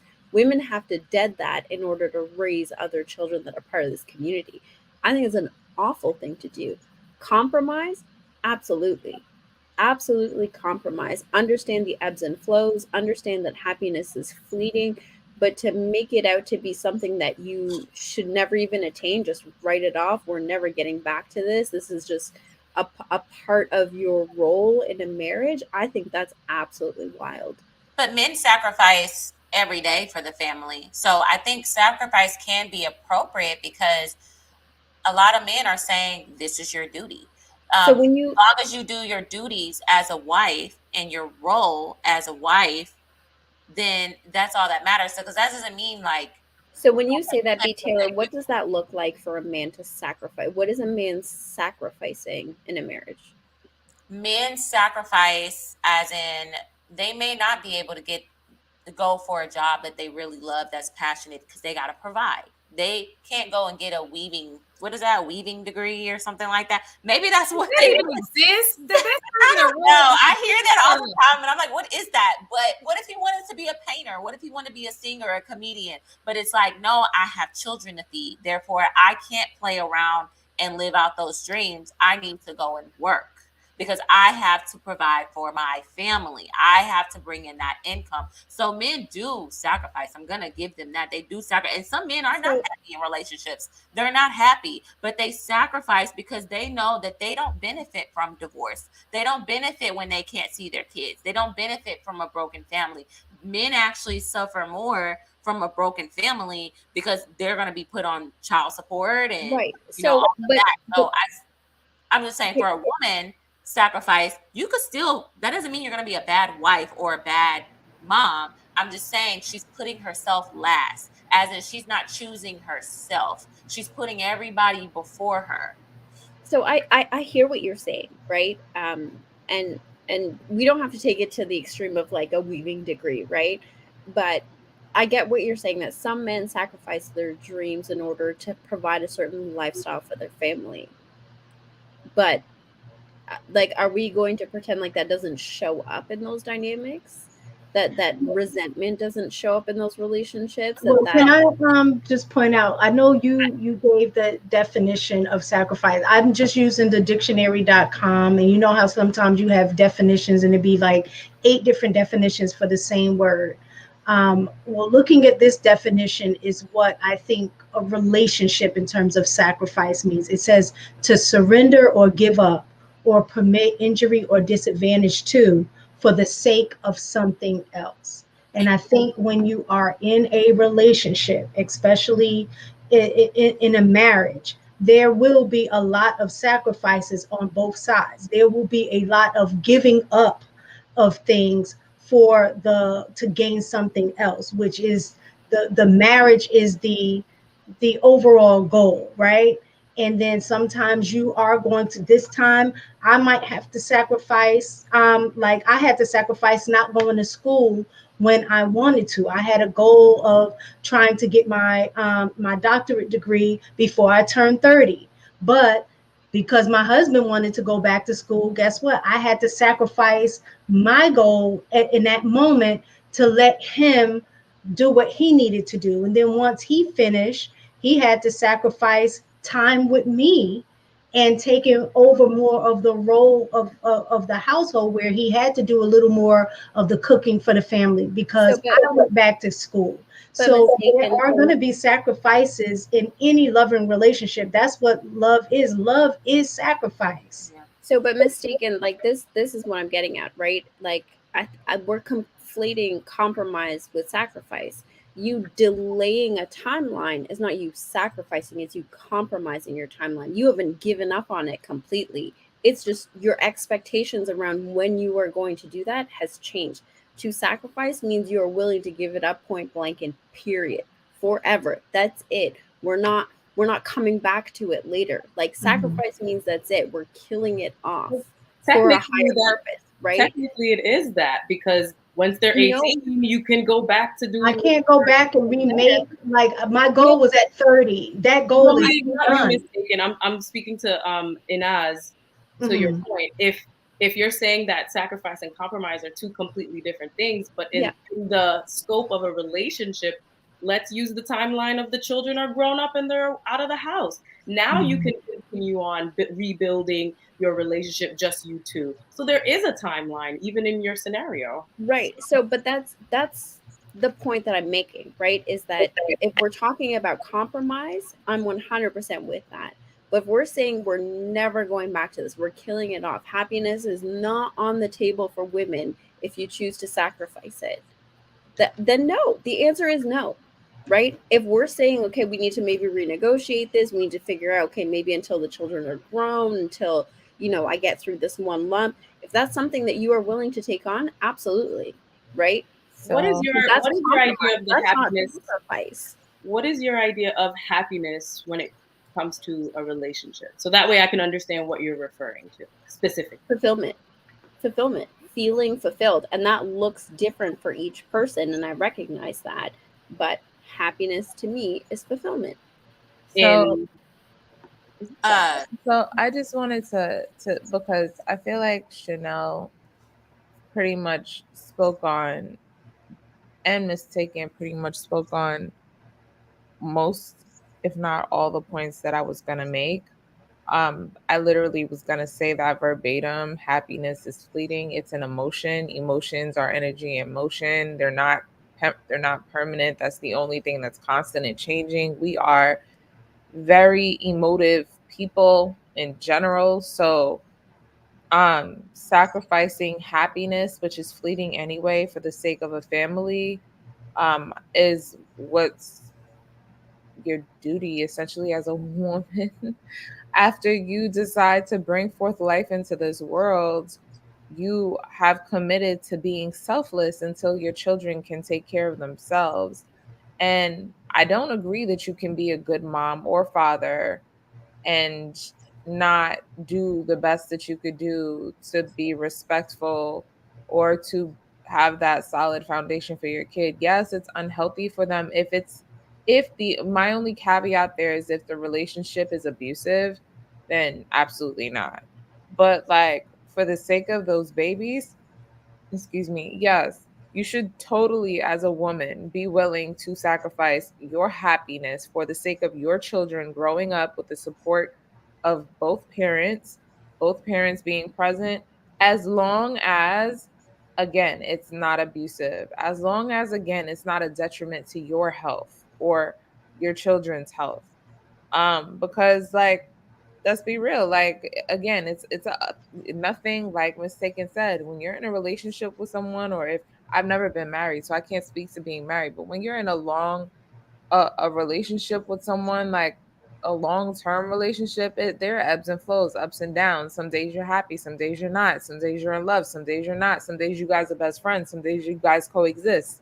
Like, the when you become a parent, you have a duty, like, as a parent, to give your children the chance for the best possible outcome. So yeah, I think as a woman, once you've decided to carry life, your duty is to your kids. So that temporary feeling of just being happy all the time when the focus should be on those babies, I feel like that's, you know. And this is the other thing too, because like I definitely like to take in what people say and then process it and make sure I look up like information, because I know sometimes we use words interchangeably and words do matter. So I did kind of look up the nuance between compromise and sacrifice. And I do think we do both in relationships in general. So we're saying like with a compromise, you meet a person in the middle. So for example, somebody say let's meet at 11, the other person say let's do 11:30. You compromise and you say let's meet at 11:15. So both people are giving up something, in that regard. But with a sacrifice is a solo, what it was saying is a solo act, done to strengthen the bond between two people. So using that same scenario, if one person want to meet at 11, the other person say 11:30, a sacrifice will be, you know what? Just forget it. I'll go ahead and I'll meet you at 11, instead. So I'm not expecting anything in return. I'm just sacrificing my convenience, sacrificing probably what I need to do by a specific time in order to, you know, build this relationship and build this bond together. And I think, again, when I bring it back to the marriage, you're going to find a lot of, not even just marriage, even as a parent relationship, with your children, there are going to be a lot of times that you're going to do things that you don't want to do, that you're not necessarily happy about, but you sacrifice that for the betterment of your kids. And it's the same thing in a marriage. There are going to be certain things that you are just going to sacrifice for the betterment of the marriage. Now, do I think it should always be one-sided? Absolutely not. Both parties at some time is going to sacrifice. Like you asked the question, what do men really sacrifice? Well, one of the things that come to mind straight off bat is they're sacrificing new pussy. And that's huge. When you're in a monogamous marriage, it's not open. That's one of the things that they are going to sacrifice. Not saying that you ain't sacrificing in that area too, but for them that is a big thing. They are sacrificing, just like we are sacrificing their freedom to come and go as they please.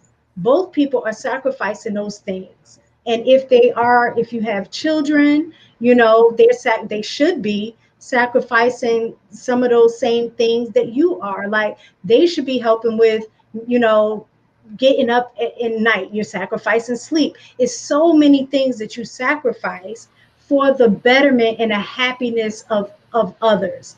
Now, So- again, Should it only be one-sided? Absolutely not. If both people are doing it, then both will feel that their needs are being met. The problem is we don't recognize when those sacrifices occur. A lot of time we focus on what we're missing and what we're giving up, that we don't necessarily notice what the other person is giving up as well. So I Yeah, just wanted to wait, clarify. Nas, can I want the ladies at the bottom to answer. I know Lady Mogul answered it, but Indy and Curse for Life and Javara, I kind of want to get y'all I perspective. answered at the beginning.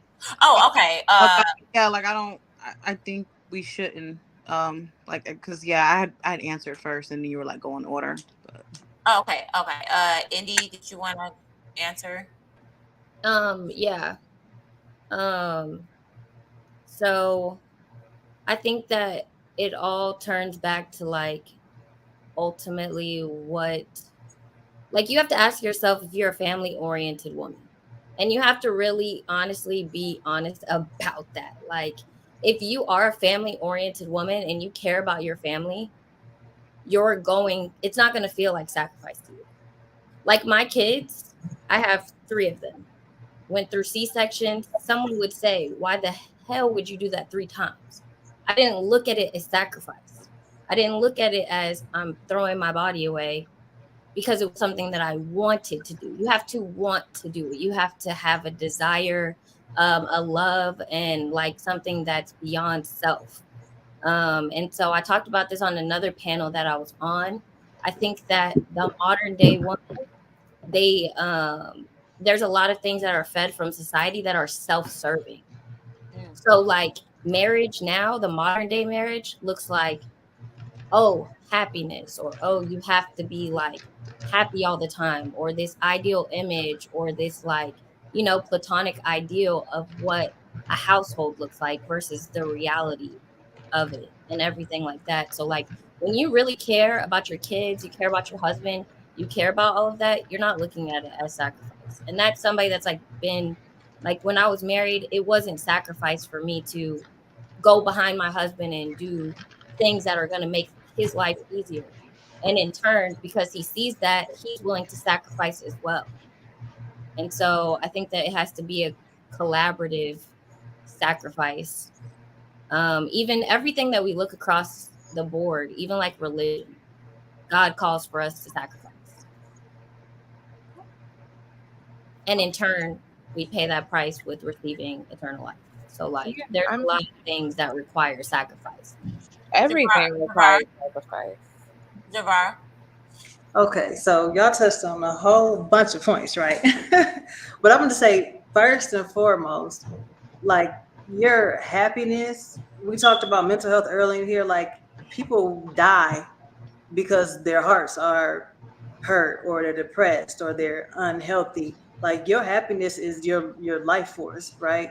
So to sacrifice that for the sake of say the family, I think there's 1,000 ways to skin a cat. Like the kids will be okay if you have 2 parents who really care about the kids.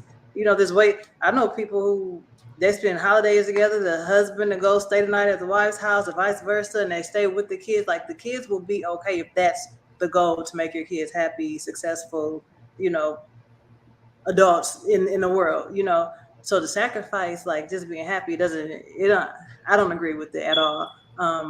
Obviously, like Ms. Tagan said, there are points in relationships where people we don't like each other right now. We're going through something and you work through it if the purpose is to work through what you're working through. But I think a lot of people, like, we're pushing this whole idea of get married, start a family, but it's like even within that or before that, like you have to have your purpose and life set, So like if you with somebody and we understand what we're really going towards, if your goal is specifically to be together, like I really want to have kids, I really want to raise these kids a certain way, and that's the goal or your purpose in getting married, that's one thing. Or if your purpose is something bigger, to build a community or to people have different goals and purposes in life, but stick to that. You might have an individual thing, but yeah, your happiness, no, you have to do that to survive like life. And Javara, you said something about mental health, and I couldn't help but to think about, and maybe this is extreme, but I don't think this is extreme. This was a common thing that happened before postpartum was talked about in medication and therapy, I think about Andrea Yates, how she just kept popping out babies after babies after babies for her husband, while he wasn't a bad husband, he wasn't abusive, he was just working a lot and he was gone, and she was at home with those children, and he did not recognize the signs of postpartum can last up to 2 years.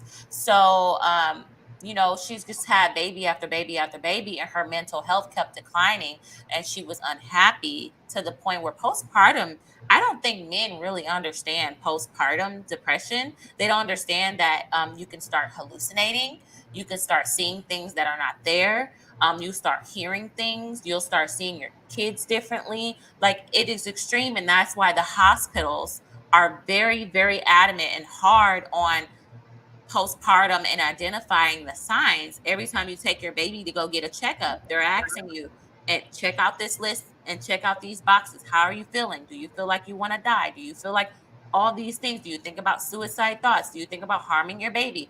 And they'll like have you rate it on a scale to 1 to 5 to help identify if you have postpartum depression and how serious it is.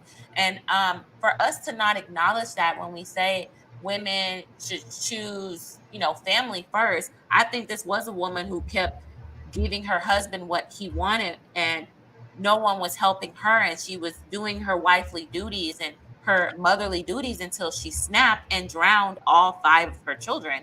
And that actually was a common thing.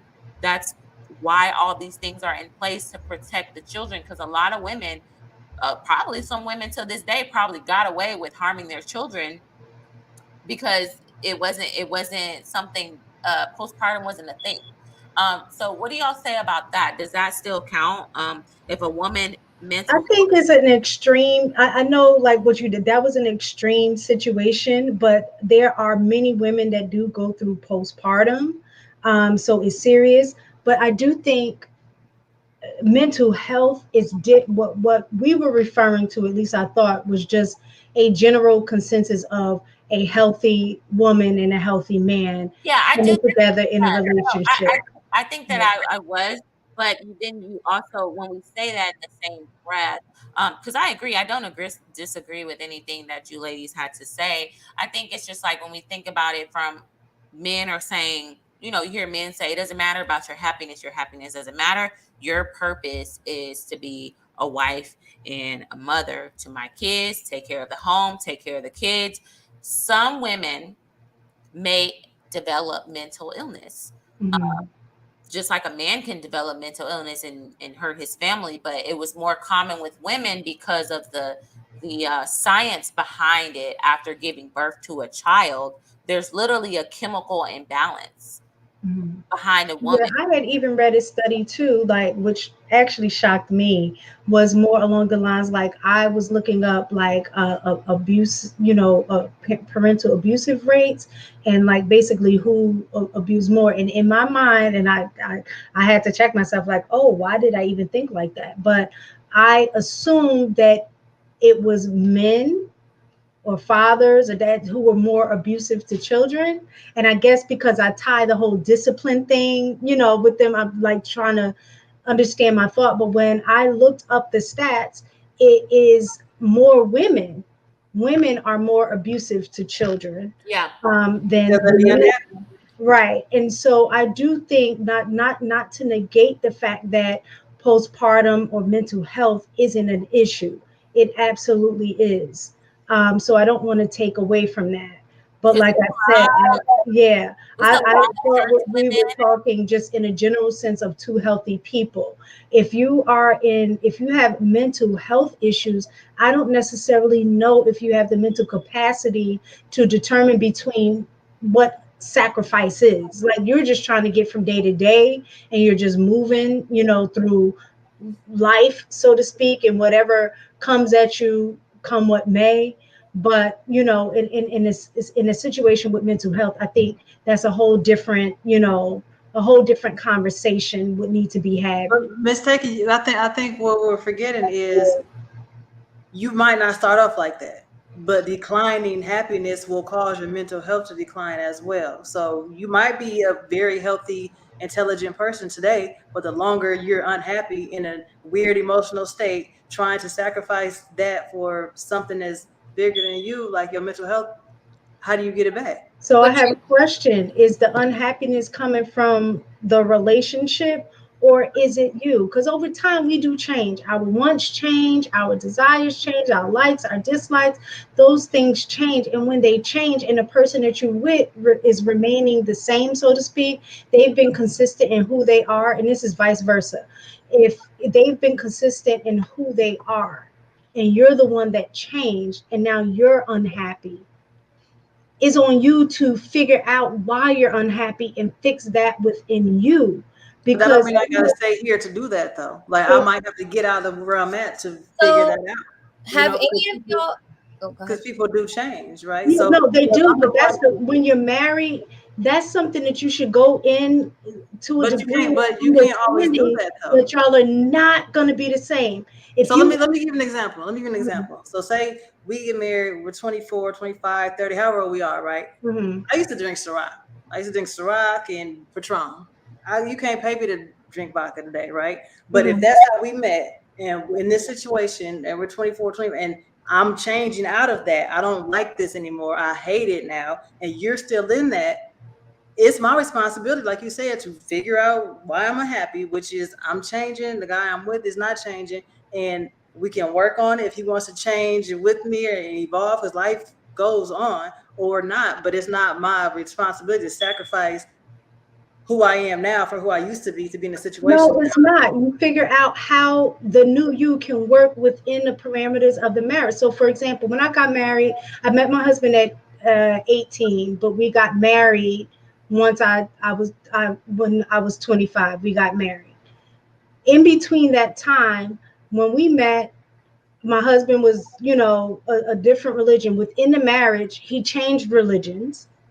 So he's of a different religion.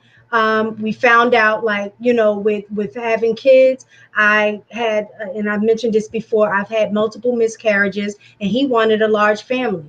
I had like 3 miscarriages. We have, 2 children. I've had 3 miscarriages. So that wasn't something that he could account for. I couldn't account for the fact that he was going to switch up in religion, right?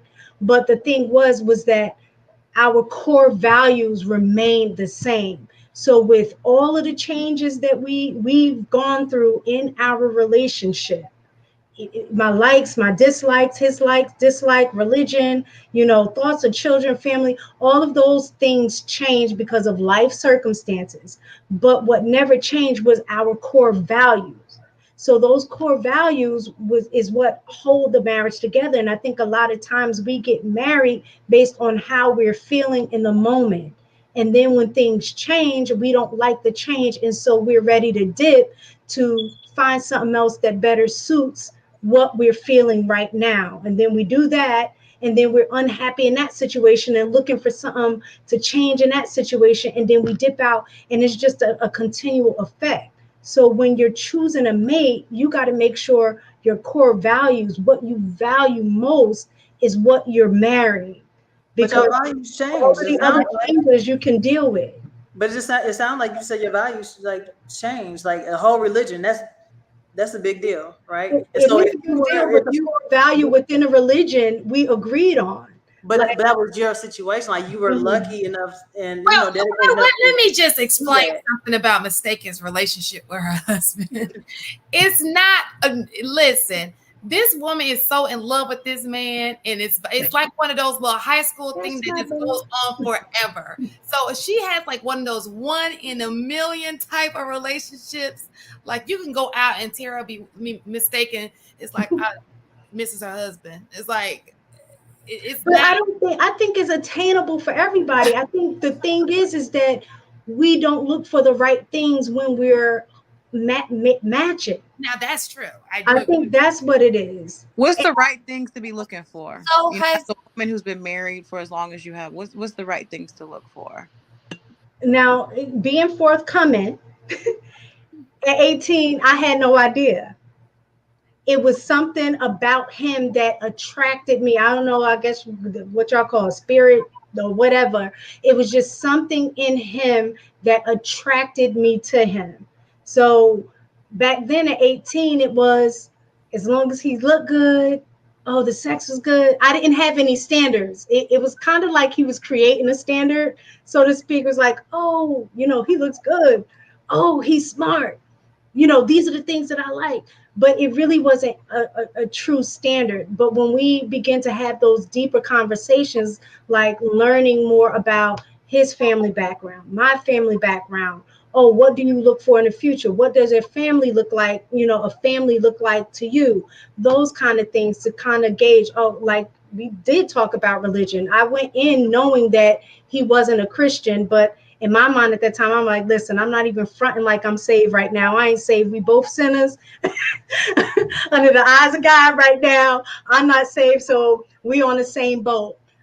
So I knew certain things, but looking at those core values that he had, like, like any religion, for the most part, it's like do unto others as others have do unto you. Those kind of things, core values, like what do we value in terms of teaching our kids? Being respectful, those kind of things. So I think when you get to like, when you know what your standards are and what you value, you're going to attract somebody that values those same things. So when you get to a point where when you're ready to get married, you just have to make sure that you stand on those core values, because that's what's going to get you through.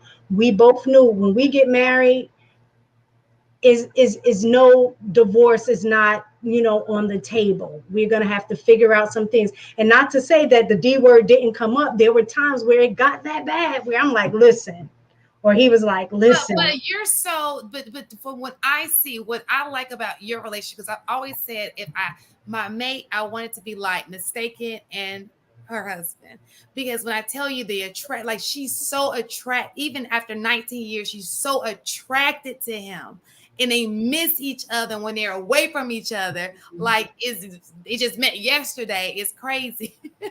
That's true. I do love him. Well, then if you hear stuff like that, and you're in a marriage, and then you hear how women sit there and think the grass is greener on the other side. They say, well, I want a marriage like that. Maybe I can find happiness like that. Maybe that's what I will need to leave this relationship. The man that I don't miss, I'm happy I'm away from him. I'm happy I'm out with the girls. I'm happy I'm in church. Like, let's be honest here. A lot of men complain about women going to church and being stuck at the church Monday through Friday. They're trying to get away from you. They in church trying to get close to God because they're so miserable, and they need the Lord to be with them and to help them through this marriage and depression. Why do people go to church? To feel revived again, right? So if this woman is addicted to going to church, it's because she is addicted to that feeling of being revived, and then she go back home. Oh, I need to be revived again. She go back home. Oh, I need to be revived again. So she's in church Monday through Friday. She at every Sunday school. She there before the church even opens up. That's why a lot of men don't get. It's like your wife is running towards certain things because she's trying to get away from you, or she's trying to find her purpose in life outside of marriage and kids. I think that women are bigger than just marriage and kids, because for one, not every woman is going to get married. And not every woman is going to be able to carry a child. So therefore, if that is the case, if men want to tell women that your sole purpose is to be married and have kids, then why can't every woman have a kid? And then why is not every woman able to get married or have a desire for marriage? Every woman has a different purpose. Even past that, right? Like, there are women who want to be married and have children and still have a career. Yep. There are women who want to be stay-at-home mothers that still want to be prominent members in the community. There are women that want nothing more than to stay at home.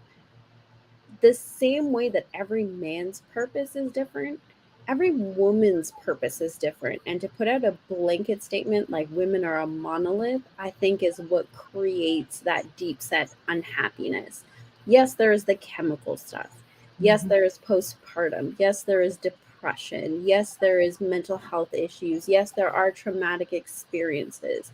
absolutely those are contributing factors. But when you take those things away in a supportive partnership, really it's unfulfillment, right? And going back to what I was saying earlier, sacrifice is not a bad word. I don't think that any relationship can work without sacrifice. But sacrificing your happiness, I think, is something that, like, how do you really set that example to seek fulfillment and happiness for your children if you have sacrificed that? If you can't model that behavior for them, and yes, it is a fleeting feeling. I agree. It is fleeting. But to live a life with no happiness, to say that that's something I'm willing to put aside until they are grown adults, or to say that this is something that I'm just willing to come to terms with, that I will never be able to have within this relationship, what is that really modeling? What example are you showing? Because we talk about showing all the time, not just in words, but also in action. What are you showing the next generation to say happiness is something that's on the table for sacrifice, even though it is a fleeting feeling? I'm not advocating for happiness to be at the very top, that we have to prioritize our happiness at all times. That's not what I'm saying at all, but it has to have some amount of factor in a relationship. If you can never be happy in a relationship, what does that show? If you have a daughter, that's setting her up for a similar dynamic. If you have a son, that's setting up that expectation that the woman that he chooses should be willing to sacrifice that. And I think that's. But you know what? You're not being happy has to do, if you're unhappy. No, but not. I have a question. But again, I'm not taking it to the extreme where happiness has to be the most important. That's not what I'm saying, and I think that's where this miscommunication is coming from. I'm saying if happiness is never on the table for the woman, what example is that setting? Because that's what I'm saying. If me. You're unhappy, then I don't think that that's necessarily the relationship. I think that's self-work that you need to do to figure out how to make yourself happy. Because that's another problem. We go into relationships with the expectation that is our partner's responsibility to keep us happy. No, that's not what I'm saying either. You're setting them up for failure, because nobody can maintain that level of responsibility to keep you happy. No, that's not what I'm saying either, right? I'm not saying that your partner has to take on whether you are happy or not. That's not what I'm saying. All I am saying is, we were talking, the question was, should women be sacrificing their happiness in a relationship or a marriage, right? Because we've been leaning heavy towards marriage. Should a woman be sacrificing her happiness? That also means her willingly doing that. Not that her partner is setting that expectation for her, but that she's understood through teaching, through society, through whatever, that that's something that she should be putting on the table, is giving up her happiness. And if a woman makes that decision, whether somebody's expecting it of her or she's making it on her own, what example is that setting for the next generation? That happiness can be taken off of the table altogether. That's the only thing that I'm saying, that it should not be top priority, but it should not be taken off the table either. It needs to have its appropriate place on the table.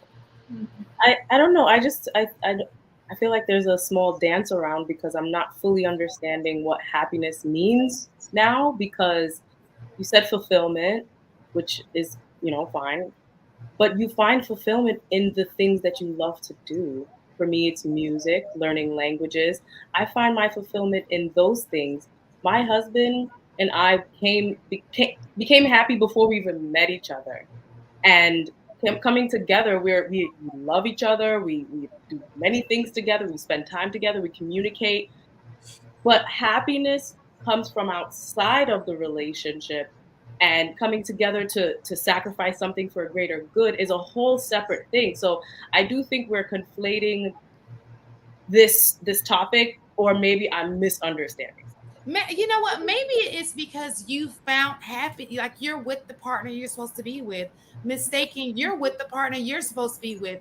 Maybe that's just something we haven't experienced because we're not with that partner. No, we're supposed to be, and that could be it too. We're supposed to be married to. So maybe you're speaking a foreign language to us because we're not in that partnership with a man we see happily ever after with, and we just can live vicariously through you, like, oh, he exists. And that could be the case too, but years before meeting my husband, I done traveled the world. I've done all of these wonderful things. And we came to a point where I'm like, God, I am so good. You know, when you do send my husband, it's going to be great. I got to that point. And then he came. So it was such a different experience for me. So maybe you're right. I am speaking from that. But before I even met him, I was fulfilled and I am fulfilled. And God's willing, when we have children, it's going to be even better. So I don't know. I think the question more so is for women who are in relationships and that the husband is just really not being a good partner anymore. Or maybe you look at Miss Tate, you're married and you go out on a double date with Miss Taken and her husband, and you see how much they just love each other. You see how much he adores his wife, protects his wife, and then you looking over at your husband like, he don't do none of that. I don't feel that way. I don't feel no white. I don't feel, it's been years and I can't stand him. Yeah. And I don't even sleep in the same bed. It's people who don't even sleep in the same bed together. And I think that's part of the problem right there too, is sometimes we get caught up in comparing our relationship to others. Because you will always signs. I've seen good marriages and I've seen bad ones. You will always see, even to this day, as much as I love my husband. I remember me and my sisters, every year we go on like a sister outing. And, you know, that's the time that we basically talk about our husbands sometimes, right? So what it is that we all know that we have the right husband for us, because when we looked at each other's husband, we're like, man, I can't deal with that. I couldn't put up with that. Oh, Lord, no, not me. But then there were other aspects to each other's husbands that we say, you know what? I really like this about my brother-in-law. He does X, Y, and Z. My husband don't do that. But if I got caught up in all of the things that my husband didn't do, which there was a period of time that I went through that, where I'm like, Dad, he don't do this, he don't do that. That when I got caught in that mindset, right, I began to focus so much on the things that in every little thing that, man, gosh, he don't pick up his socks. Gosh, how come every time he, you know, does the dishes, he never rinse it and put it in the dishwasher? Oh my, like everything got on my nerve and I was just focusing on the negative, right? But then after we had one of our girl trip and I was trying to fuss about those things, they were like, well, damn, you should be happy that your husband even does he sweeps, he does the dishes. Oh, he helps with laundry. My husband don't do any of that. And so I had to kind of step back because I thought this was just the norm. And I found out that it wasn't. And so once I began to change my mindset on how much he does add to the relationship, where for me it was an expectation, but I didn't realize so many other people didn't have that once I began to shift my thinking, I began to see so many other things that he does. So I think a lot of times we begin to compare our partners to other people based on the things that they're lacking. So and we don't do the other thing by appreciating them for the things that the value and the things that they do and add to the relationship. So again, I think that you're speaking from a healthy relationship, but I've seen unhealthy relationships where they're not talking to each other, ain't no sex involved. They ain't got nothing in common. Matter of fact, he got another chick over there that he talks to. You know, I think that when you're talking about petty situations like the grass, some of these my chat said the grass not being cut. Oh, he left the toilet seat. That to me is so petty. You know, but when you're talking about bigger things, like you guys don't even say anything to each other when you walk in the room, it's an awkward silence. But it gets to that point from those small things. Well, you build and build. Yeah, you talking to every night at 11 o'clock. But that too. But, okay, so because I want to jump in here because Chanel, you said something really important. The research actually shows that it's the other way around. The research actually shows that those big comparisons are what turn into that small nitpicky stuff. because you're not able to vocalize the big stuff. You don't, the communication is broken down. You no longer feel safe to dialogue or find solutions about the big stuff, the heavy stuff, the values, the important things, the way that you fundamentally function in a relationship. That typically, and again, like for you and Mistaken and what you've talked about in your relationships, they seem like really healthy dynamics, but typically the conversations around he doesn't pick up his dirty laundry, leaves them on the floor, is really rooted in, hey, you don't ever really appreciate me. You don't appreciate my contributions to the relationship. And that was what the argument was really about. Healthy dynamic. But in most relationships, the communication is broken down to the point where we can only discuss the small things, because that's where that level of tolerance for conversation comes from. We can't even get to the big stuff anymore because that's how much communication is broken down. I love that y'all are out here really living that life and like the example of what healthy relationships look like, but that's not the norm. Y'all are really the exception. I feel like we are the norm and everybody else is not the. Well, we are the norm in the fact that we got shit that we deal with. Like there are times we don't like each other. But again, 100%. But to what Shan Monet is saying, to what Shan Monet is saying, like it's no. Listen, if our siblings or our parents or people that we love, our blood, like we would give our lives for them, we have those nitpicky conversations. Our spouses are really no exception to that rule. Having those nitpicky things we don't like about them, things that are annoying, 100%. That's just normal human interaction. I'm talking about the fact that when we're looking at relationships that people go through, how many of them they go through, when we're looking at divorce rates, at people who've been married multiple times, when we look at the statistics about what your average person's experience is when it comes to relationships, either leading up to marriage or getting into marriage, what y'all have is not the norm. It's not. And I love that it's not for you. But the reality is most people don't like each other. That we're not even, and the nitpicky stuff is just surface level where we don't feel safe enough to have the conversation that we don't like each other. The beginning is essential. From the time I met my husband, when we were strangers, we set a foundation on date one. How long have you guys been married? How long have you been married? We just celebrated 1 year. Woo! Yes. You're still happy. No, I'm just joking. Okay, girl. But what I have to say is still valid, because what I do is sadly, extremely different from what modern day women are doing. We set a foundation from date one. After I decided, okay, I really like this guy, I asked him, what are your plans? And if they lined up with mine, I decided to go. Because they lined up with mine, I decided to go along and continue seeing him.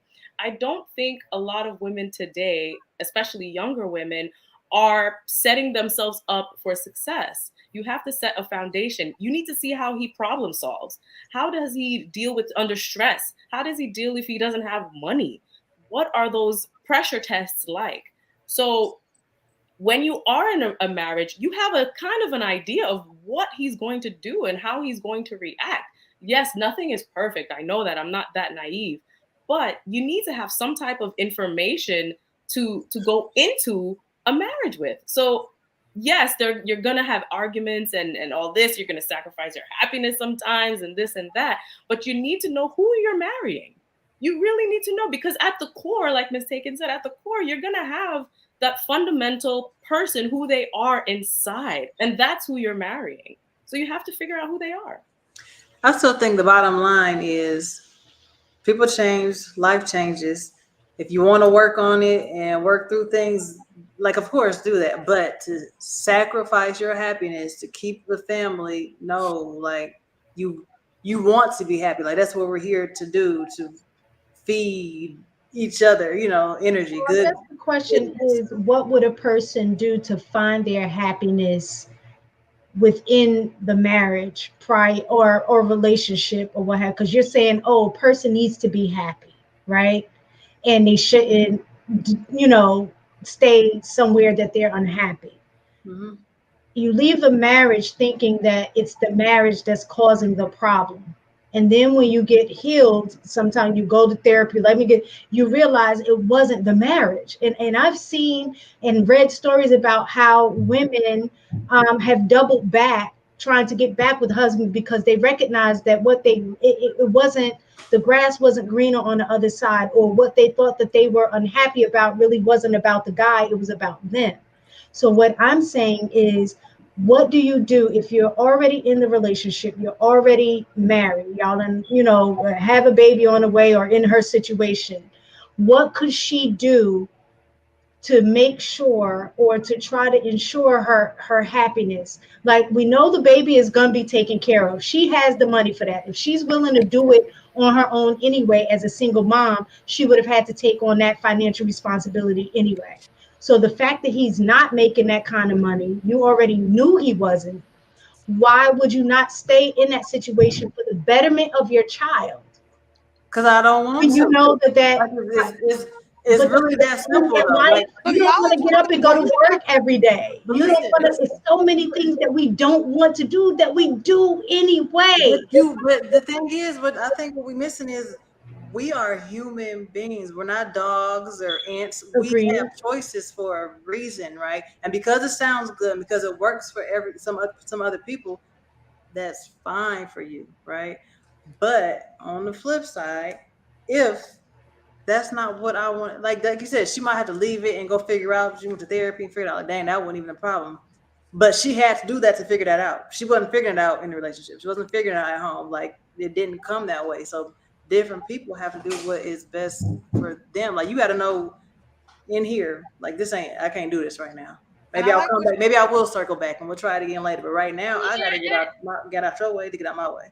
I like what you said, Assuming because that man is waiting for you on the end.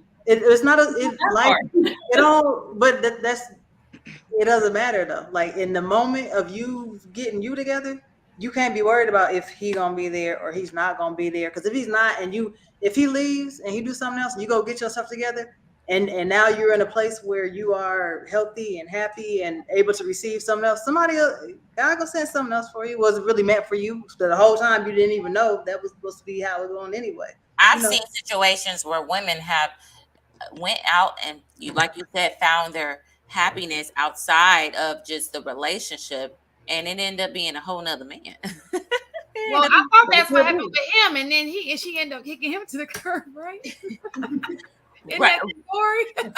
There's some women out there that'll find happiness. They start traveling, taking trips, and their husband like, "Where you going on?" Having a girls trip, and really they be with they new man. But you know what? Let's not act like a lot of these men are happy because they got that chick on the side who's like, that wife ain't doing it. So Well, I do think that is the difference between some men, and I'm not going to say all men, but some men. Like, when they bring up the idea of, oh, the divorce rates, women are the ones that file for divorce and da. I think it's because women are willing to pull the trigger when men aren't necessarily willing to. Yeah, because they don't want to pay. Because I think in an unhappy marriage and find their happiness or fulfillment outside of the marriage. So in that case, are you really married? You know what I'm saying? But mistaken. Okay, so this goes back to what I was saying earlier, because like I got a lot of flack for it. If men are not willing to sacrifice their happiness in a relationship, that's true. Why should a woman? Right? That's true. And that's what I'm getting at, is that we're asking one party to sacrifice a huge part of the human experience to say, like, I'm not going to participate in this part of myself. When this man is going to, whether you are in a polygamous relationship, whether you are cheating, whether you are, engaging in inappropriate behavior without it being full on cheating. I think it's called soft cheating on the internet. Men are not willing to sacrifice their happiness. They're willing to sacrifice other things. I will absolutely give men credit for that. They're willing to sacrifice their time, their resources. They're willing to sacrifice, but they're not willing to sacrifice their happiness. And I don't think that women should be held to a standard where their happiness is up for sacrifice as I well. disagree because I've seen that too. I've But, seen but here's the thing. in marriages that they are not happy in, but they do stick around for the kids. I've Because they seen know that. that divorce, But what they know example that they does don't that set? benefit from divorce. They benefit from marriage. I think that's why a lot of these men are running around here saying that marriage is not beneficial for men. It's very beneficial. Divorce is not beneficial for men. To piggyback off of Inaz, I know a lot of men who will leave their pregnant girlfriends because she's no longer fun and he's no longer having fun with her anymore. She's boring. She's too responsible. She don't like to go out and drink. We don't have fun no more. So I'm But gonna men start don't doing it with leave. they do it with another woman. That a lot of Right. women find themselves in open relationships because their man is like, you know what? My sexual appetite is not being fulfilled. I want an open relationship. And that's where like the question of sacrifice comes in, right? Because like at the end of the day, men are not initiating divorce at the rate that women are, right? Men still want to be married. Men still want to stay and still won't sacrifice their happiness. Don't Right? you feel like They're not sometimes men like to have their cake and eat it too? absolutely right, absolutely right. We hear all the time, and like we can get into the science behind some of these conversations that men be having around, you know, how they're biologically wired. This, for me, the science doesn't support it because my understanding of science is a little bit different. Girl, but no. A lot of these men act like women hit the wall. They hit the wall too. They be thinking they putting in 10 minutes and they putting in 3.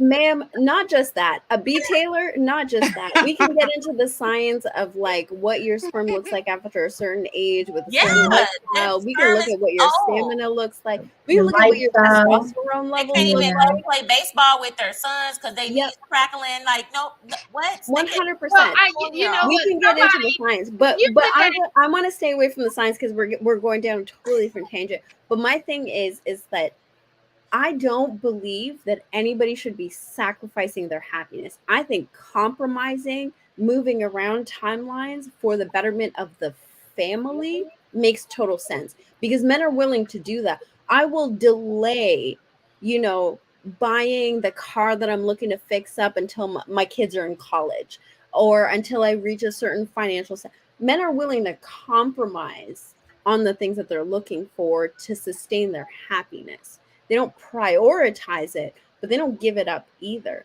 I think way too many women, and this is to me why women initiate divorce, women are willing to sacrifice their happiness. And there's so much resentment that builds up because that is not reciprocated that they just want out. It's easier for me to try to find it somewhere else than it is for me to ask somebody to do what I've done in this relationship, knowing that they're not going to do that.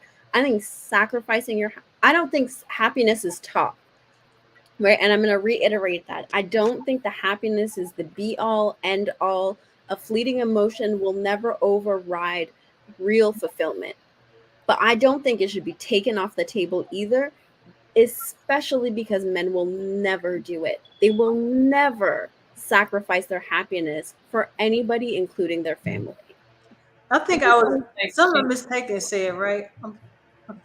And thinking about it, when she said, is there something you can do within the relationship to, you know, find your happiness, right? Because the question doesn't say should they leave a relationship, like should they sacrifice their happiness? So I guess that will actually depend on who your partner is, because the things that I'm not happy with, whether it's within myself or relationship, if we can come to a compromise and I'm able to do whatever that thing I feel like I'm missing or I'm not happy about and still remain in this relationship, do you necessarily have to sacrifice it, or can we compromise on me getting my happy, you know, whatever that is? Like some people do go into open relationships if it's about, you know, something like that, or I'm not happy because I don't have the income. You know, some men want their wives to sit home and work, and she's not happy because she's not doing something, and he may compromise. Like, you know what?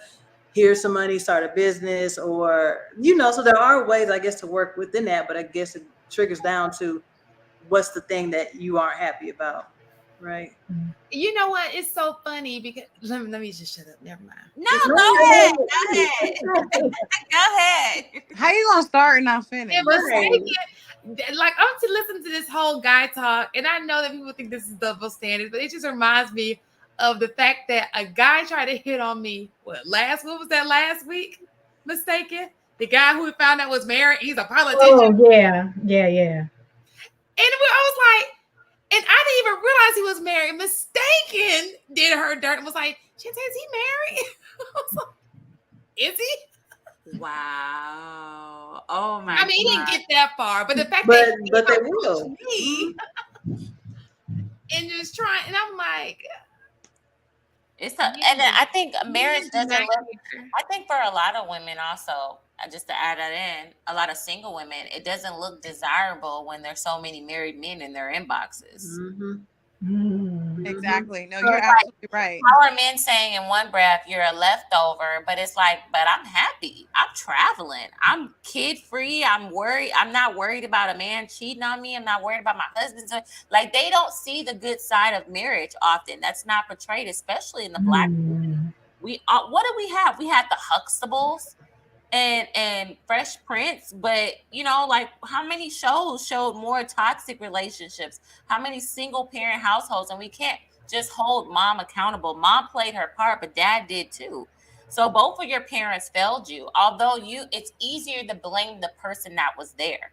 It's so much easier to blame the parent that was present because they have the record. The other person don't. It's a lot of men out there that resent their mothers for choosing wrong, and they're like, well, you ran off my dad some way, somehow you did something to run my dad away. So it's easier to be mad at the person who has the record. I don't know. I want to say something really controversial here. Go ahead. I think men are not held accountable for running away from those relationships the way they used to be. Thank you. I agree. They're not, because before we used to have shotgun weddings where the dad and uncles and cousins would drag this man to the altar to marry this woman so that she did not have her child out of wedlock. I think that should be. If you were not showing up and providing and being an active member in your family, there were men banging at your door, holding you accountable. Yeah. I think that era is gone. And now we've switched to now all of a sudden, maybe not in reality, maybe sometimes, but at least on social media, the conversation is always the woman opened her legs. Yep. The woman did not protect her womb. Yep. The woman did not. We put so much onus on the woman. And not to say that men are not held accountable for certain things, but at least in this arena, they get a lot of leeway that they did not used to get.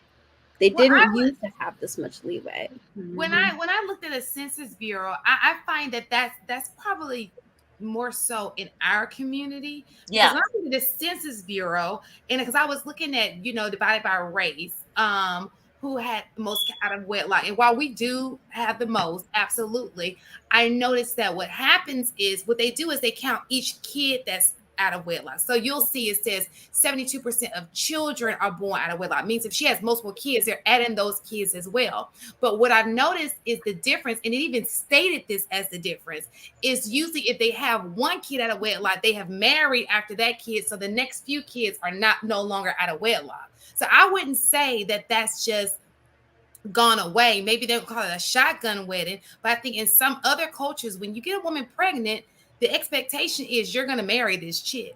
And they follow through with that. Yeah, I agree. They're out of wedlock. Their kids being born out of wedlock is not as high as ours because they get it. And it's like, okay, man up. Yeah, no, I think sorry, Gina.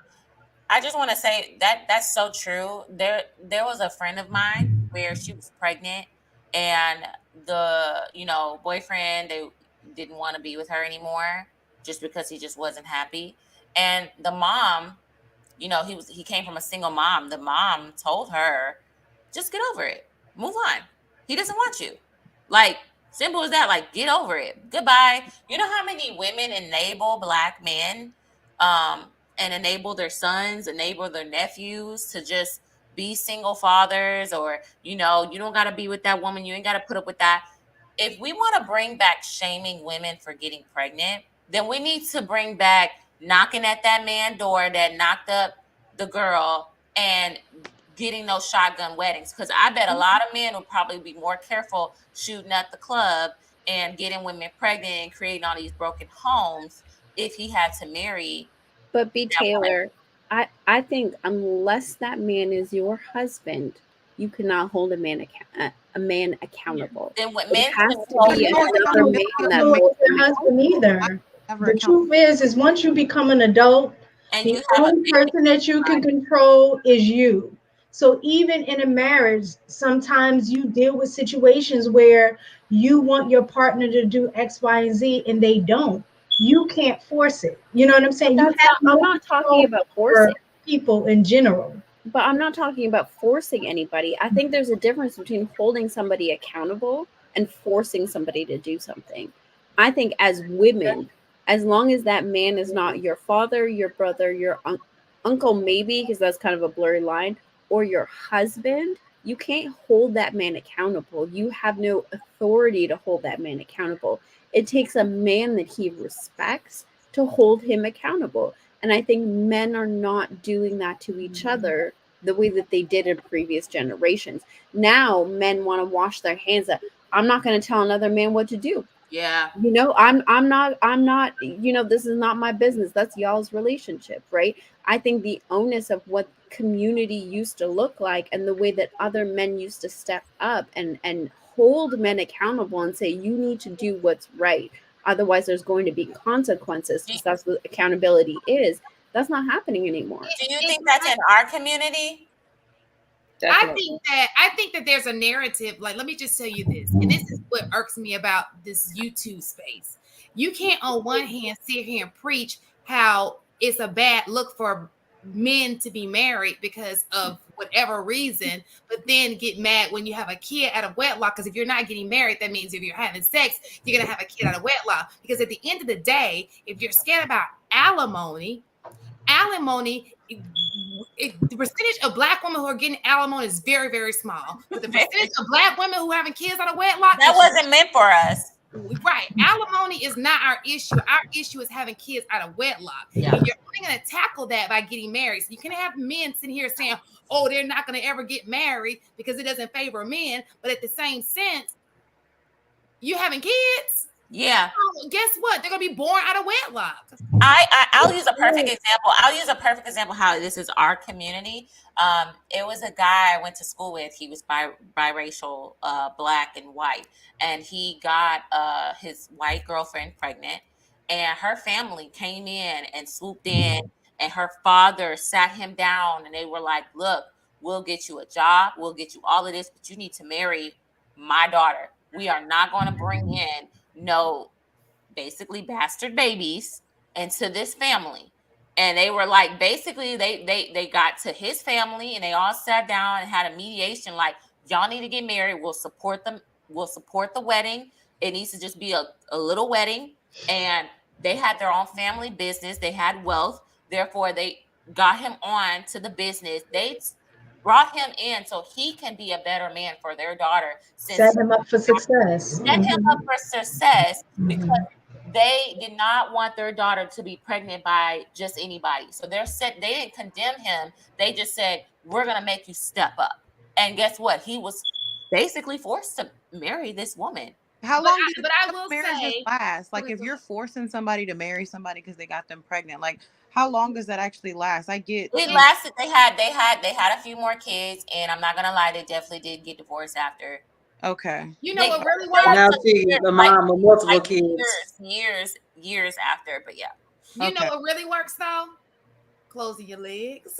Nobody's doing that though. Everybody says it, but nobody's doing it. 100% of the time, closing your legs works. Okay. In that scenario, it looked like the family sacrificed for the greater good. So, and also what I wanted to say before was, we can't go around telling women, hey, sacrifice your happiness. Don't sacrifice your happiness, leave, and expect men to marry their girlfriends who get pregnant even if they don't truly love them. Like, you can't have both. You have to choose. Are we going to sacrifice our happiness for the greater good, or are we going to just do what we want because of happiness? Sorry, I want to address Torrance more. More of the story. Get a white chick. Let me tell you something. It took a white man stepping in to make that black brother step up. So don't go there. They getting white chicks Wait. now. Listen, them kids being born out of wedlock too. I done seen yeah. white kids with black babies. You know what? And like no ring. You know what's crazy? You know what's crazy on the census? If you are a white woman that had a child by black men, those children are counted as black children. So when they say how many children are born a single, how many black children, you got to look at the wording. How many black children are born to single mothers? They're counting in the other races of women who had children with black men because they count them as black. So I want to address the comment as well. The moral of the story should actually be hold other men accountable. Not marry a white woman. I don't think hold other black men accountable. But they're not. White men are holding them accountable. That's why they're upset. But that's what I'm saying, right? Child support. They hold them accountable when they enter their family. But B. Taylor, that's exactly what I'm saying. Is we know the benefits of marriage. We know the benefits of a 2-parent household. We know the benefits of, what it looks like to work in community like that. We know the benefits of what it looks like for parents to step up and support their children and we know that stuff, and we're still not doing it. So instead of amalgamating into a different community where they're doing that stuff, how about we apply it to our own community? That's all I'm saying. Sorry, I was just looking at that comment. We can't tell women to leave marriages. No, it's me too. It's all of us probably. Me too. Wait, it's 3 of y'all. What y'all mean? And the funny part about it is this is how you do it. See, the fire department, I'll call them out and they'll do it for me. But I just called them out not too long ago, and I didn't want to call them back to back. I don't know. I could. I'm gonna call them tomorrow. Then. Why is there something that only men notice? Because like women can like hear it, I tune it out. But like that sound is annoying to me. Like, once it starts dinging, with y'all. Wait, Lapeep, you gonna have to clip this part. Why is it 3 women that need batteries changed? Okay. That just started chirping like last week. Don't do it. And I called the firemen out 2 weeks ago. I can't call them back to back. That is so funny. That's so funny to me. Oh my God. Wait, let me go ahead and read these super chats though. Because they're like, hold on, why is my super chat not being read? So let me go ahead and do it. Y'all, I'm tickled. I'm gonna need everybody to go to their smoke detectors right now. That's how you know ain't a man in the house. Let's change the batteries. Mine is good. Everybody, let's try to first see if we can try to find which one it is. It may be all of them. Do you know how many smoke detectors I have in my house? Like, there's no way one is gonna chirp. Like, it's just how it is. Okay. Oh my God. Well, first of all, my batteries are good. Like, it's 3 of y'all. That's crazy. Okay. I don't know what that is. Okay. Congo English. Awesome is taken. Creating a scenario. Am I saying that right? Scenery. Lord, where's my brain? Okay. Scenery and giving your deposition so the audience can connect. Congo English with another $4.99. Thank you, Chanel. Ask her for more details and perspective. Sir Chai 87, B. Taylor Wright. I can't defend broke brothers. I know that's right. Dub Will. Somebody need a 9-feet battery. I swear, men do not miss. They're like, who need their battery changed? Come on. All right. Sir Chai 87 with a 2-piece. This anonymous remind me of Apollonia from Apollonia. Oh, okay.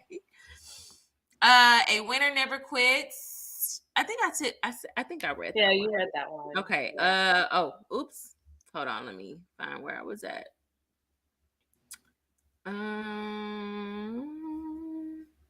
Let's see. Okay. Rebellious videos with a 2-piece. We do it every day. Want to be a boss. That's the cost. Rebellious videos. Literally sacrifice our life in dire situations. Rebellious videos again with another 2 piece. Hedonism, Hedonism. self over responsibility and values. Okay. Daler Baba with a 5-piece. Why are women getting pregnant without marriage? The women is more responsible. Okay. Daler Baba with a 5-piece again. Y'all not reading super chats. What's the point of me paying for these $5 super chats if y'all not reading them? Time out. How do you not hear that chirping? Oh my God. I'm so confused. Okay, wait. I'm so confused. Why are y'all getting pregnant? Like, can't people have responsible sex? That's what sex does. That's what sex is supposed to be about. And somebody's getting these women pregnant. Like somebody is doing it. Somebody is not let me showing just out. tell you this. And it's one of y'all. Listen, the safest form of sex is if you're gonna have sex, the safest form is a condom. That's the safest form by all means. And the reason is because when women take birth control, that is not safe for that woman. It is not. It's not. You can look at it any way you want to look at it. It's not safe for her. The safest way, and you know what? They're free of charge at the health center. I think they even have Magnum now for you guys who think you're a Magnum. Go to the health center, grab you a condom, and put it on. So, okay. So let me say this, Shadwoody, as like the only non-American on the panel. I know some of y'all laws are getting a little crazy, and we out here, and where are you from? Canada. Okay. Vasectomies are equally as effective as condoms, and they are reversible. Thank you. And your insurance is likely to cover it. Talk about there it. is no hormonal side effects. There ain't no nothing. And so if you, sir, are not willing to do that, please do not place any blame on a woman. If you are not willing to do what you need to do to make sure that a woman is not going to trap you, trick you, get pregnant out of moral or religious values, carry that babe. If you are not doing your part, you cannot place responsibility on another human being. You can't. As women, though, as a woman, we do have to understand we be the ones left for the babies, right? Right. So, but here's the thing, to what Shan Monet was saying, right?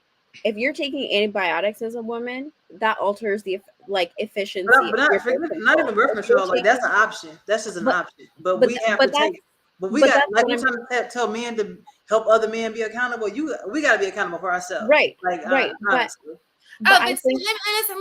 She just said a vasectomy is not. It's birth. Sweetheart, do you know birth control leads to an increase in breast cancer, cervical cancer? You're telling me that you're okay with your body going through changes, and some people take birth control so long that they're not even able to conceive once they're off of the birth control. Yes, I'm not saying about something you pop in your mouth every day designed to stop something from producing in your body, and you think that that's okay? Y'all wouldn't even go get a vaccine for COVID, one shot, but you want to take a pill every day designed to literally kill something. What are we talking about here? See, but I'm not saying that you have to take birth control. I'm saying that's an option. Not you. It was a girl. Yeah. Sorry. Okay. Daler Baba said the issue is women face the physical responsibility of pregnancy. You bear the risk. You literally can die. I agree with that. I agree. That's a hard pill to swallow for a lot of moms because they look at it like, are you saying I'm a bad mother? It's like, no, you could be a great mom, but you just made a bad choice by doing it the opposite way. And a lot of women do say, marriage is not the end all and just because you get married, and you could get married to the wrong person too. You can have a child with the wrong person. But let's be honest. Let's call a spade a spade. The reason why women are advocating so hard for marriage is because it's not so easy for him to leave the situation, even if he doesn't like it. I had a married man tell me that if it wasn't because he was married, he would have left his wife while she was pregnant because he was just so over the relationship. He was like, if we weren't married, I would have been checked out. But because we're married, I took vows. I have to step up regardless if I like it or not. And I think that's what men are probably trying to push on women. It's like, you are more protected being married and having How? Because so I hear that. I hear the argument, but my question is how? Are you more protected when you're married? Push most protected Phil in the camera. But here's the thing: is staying in and stepping up doesn't mean that he's emotionally available. It doesn't mean he doesn't have his side pieces. It doesn't mean that he's an active father. It doesn't mean that. It just means that you're there and paying the bills. And yes, that is still a contribution. I'm not going to diminish that. But sir, you are literally not even doing the bare minimum at that point. You're paying bills. You're occasionally showing up and checking in, and then you leave. Like, you're gone all the time. Like, you're not here as a partner, and you're not fully there as a father. So how? We talk about this stepping up and this staying in a marriage that you are not actually active in isn't it's not but I think that's the reason why you have to, like Chanel stated earlier, you have to take the steps to make sure you guys are going in the same direction. It's not, nobody should be I agree. prior to getting married unless you found the person you want to marry, and then you talk about building a future with that person. I agree. I 100% agree. But I was talking to the scenario that B. Taylor was sharing, where this man had shared with her that had he not been married, he would have left his pregnant wife, right? And to me, I don't know if this man was looking for a cookie, a pat on the back, or whatever, but like, you're not accomplishing anything by staying if you're not actually participating in the marriage the way that you should be. It's not what you are selling. You're selling a lemon and you're expecting me to buy lemonade. Like, it's not, the math is not mathing. I wonder if we're talking to our partners and asking them, why are you being distant? Why aren't we communicating? Whenever my husband is getting, pulling back, and we take our little time and then we start communicating again, he tells me, like, listen, I didn't like when you did XYZ. And I'm like, what? I did that. I can't, and then you go from there. Communication, we talk about all the time, but sometimes even when we're communicating, we're misunderstanding each other. And a lot of these misconceptions of men and women happen because we're not really understanding each other when we talk. We have to really listen to what men tell us, the men that we're in relationships with. We need to really listen to them when they're complaining and saying, I don't like when you do XYZ. And we have to take that seriously, because once you actually get on the same page together, you will see the flowers flourishing in your relationship. I promise you. And you know what I would say is also how you communicate. We need to communicate effectively, because sometimes we lash out, yelling, rub him on his leg a little bit. Hey, honey, I have a problem.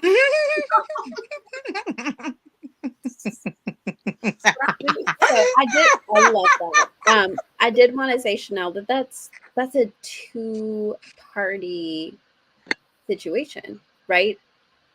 Because, and I'll say this from my own personal experience, I absolutely ask those questions. I'm totally willing to take accountability if I've done something wrong to rectify it. But when I get the response of, nothing's wrong, or I'm fine, or I'll figure it, like, when you decide to make the decision to cut off communication, my hands are tied. We can't move forward in a relationship if you are not participating in it, right? Or participating in it. And that's problematic. I can do. Oh, sorry. Go ahead. I can do everything on my end to try to rectify it, to like create a safe space where there's no judgment, your vulnerability is not weaponized, and do all of those things where, like, hey, you can tell me whatever it is that you're feeling, and I'm never going to lash out at you. And I'm not even going to fight you on how you're feeling. But if you're still not willing to communicate, and you're just telling me like, oh, like, I just had a long day, but it's been 3 months of long days.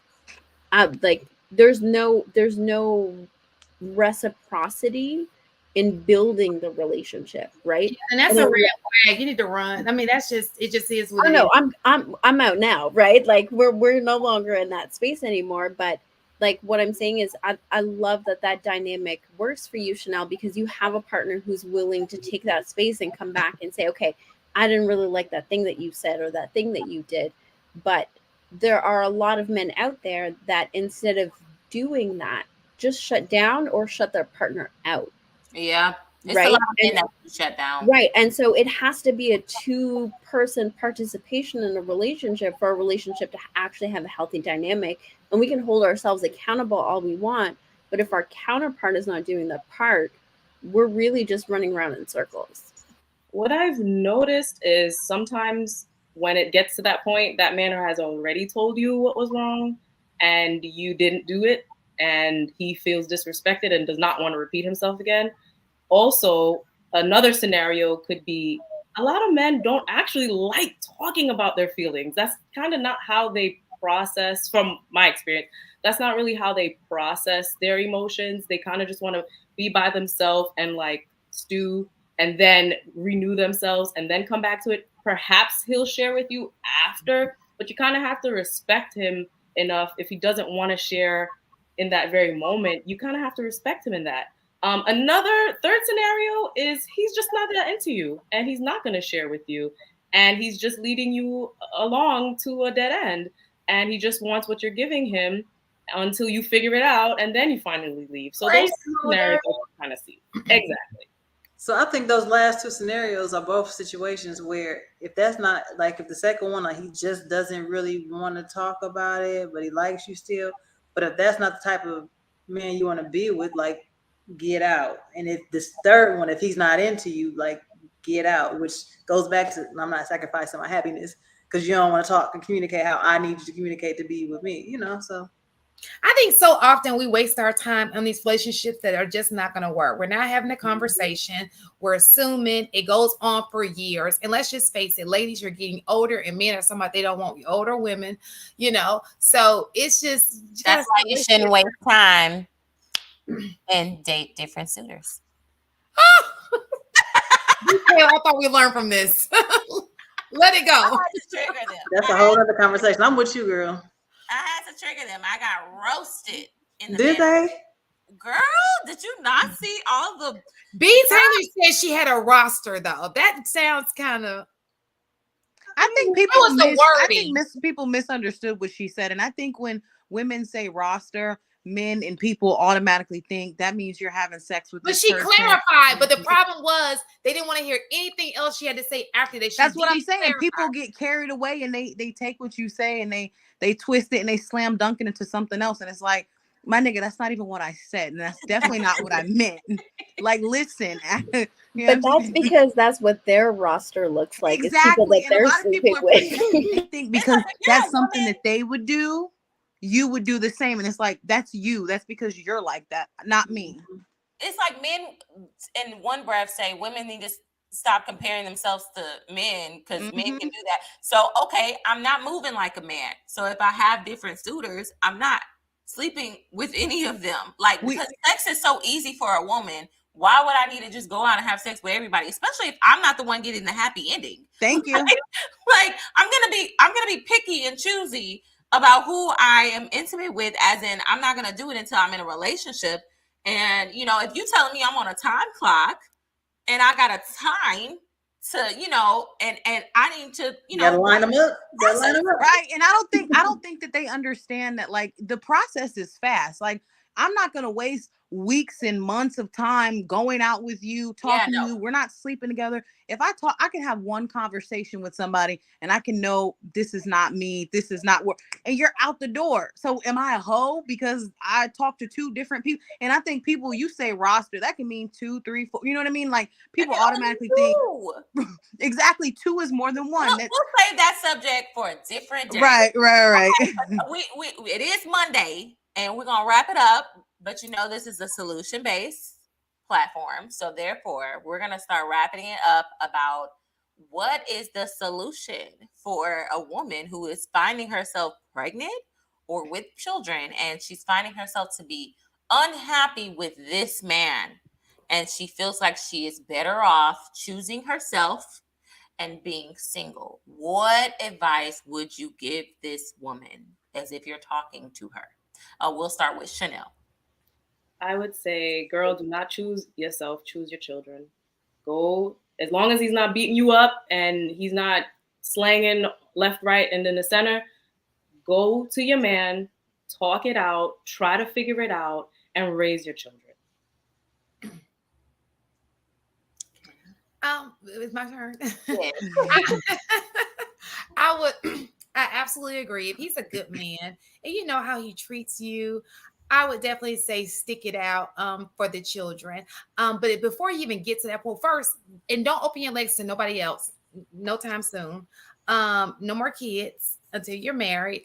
And if you don't have any kids at home, close your legs. He should not be getting no swing if he ain't married. Okay, that's all. That's my message. That's our solution. Thank you. The solution is be careful in the beginning. Like she said, the best thing to do is try to prevent things from happening. But if they do happen to happen, you chose that partner, try to work it out. But I still stand on, don't stay in a situation where, and I, when I say happiness, like this young lady over here said, she was like, happiness is not at the top of the list, but you should have some type of happiness. Just being miserable in a relationship just for kids should never be the case, but definitely try to work it out. If you can work it out, please do it. I'm going to say, Miss Lady, I need you to go upstairs or in your room, write out a list of things that are important to you and things that you have in your life right now. And the things that are important to you are not here, then you need to go get what's important to you. And if you have them here, stick it out, work it out, and keep it together. I'm going to agree with Shan Monet. We keeping the knees together until we are married. And if somehow we wind up in that situation, choose what's best for your children. Because I think last week we were talking about whether you can be a single mom inside of a relationship. If that's the case, if you are a healthier, happier, more present parent on your own, do what's best for your children. Like truly what is best for your children, the kind of example your children turned out just like you would be happy about it. Like really factor that in and do what's best for your children, because you've already made all of the decisions you can for yourself at that point. B. Taylor? Oh, okay. My solution would be to try to make it work. Don't give up so easily on your family. I know it's hard, especially if it's like a financial thing, or you feel like he's not pulling his weight, or you've gotten to the loop or the thief of comparison. The grass may not always be greener.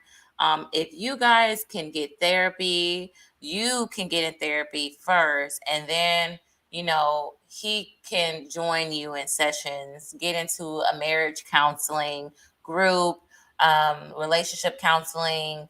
Try to be a better woman and see if it's also you that's playing a part into why you're not being happy in this relationship, because he also may not be happy with you, and you are also playing a part in that, and take accountability in what part you're playing and why this relationship is failing, because when a relationship is failing, it takes two for it to fail.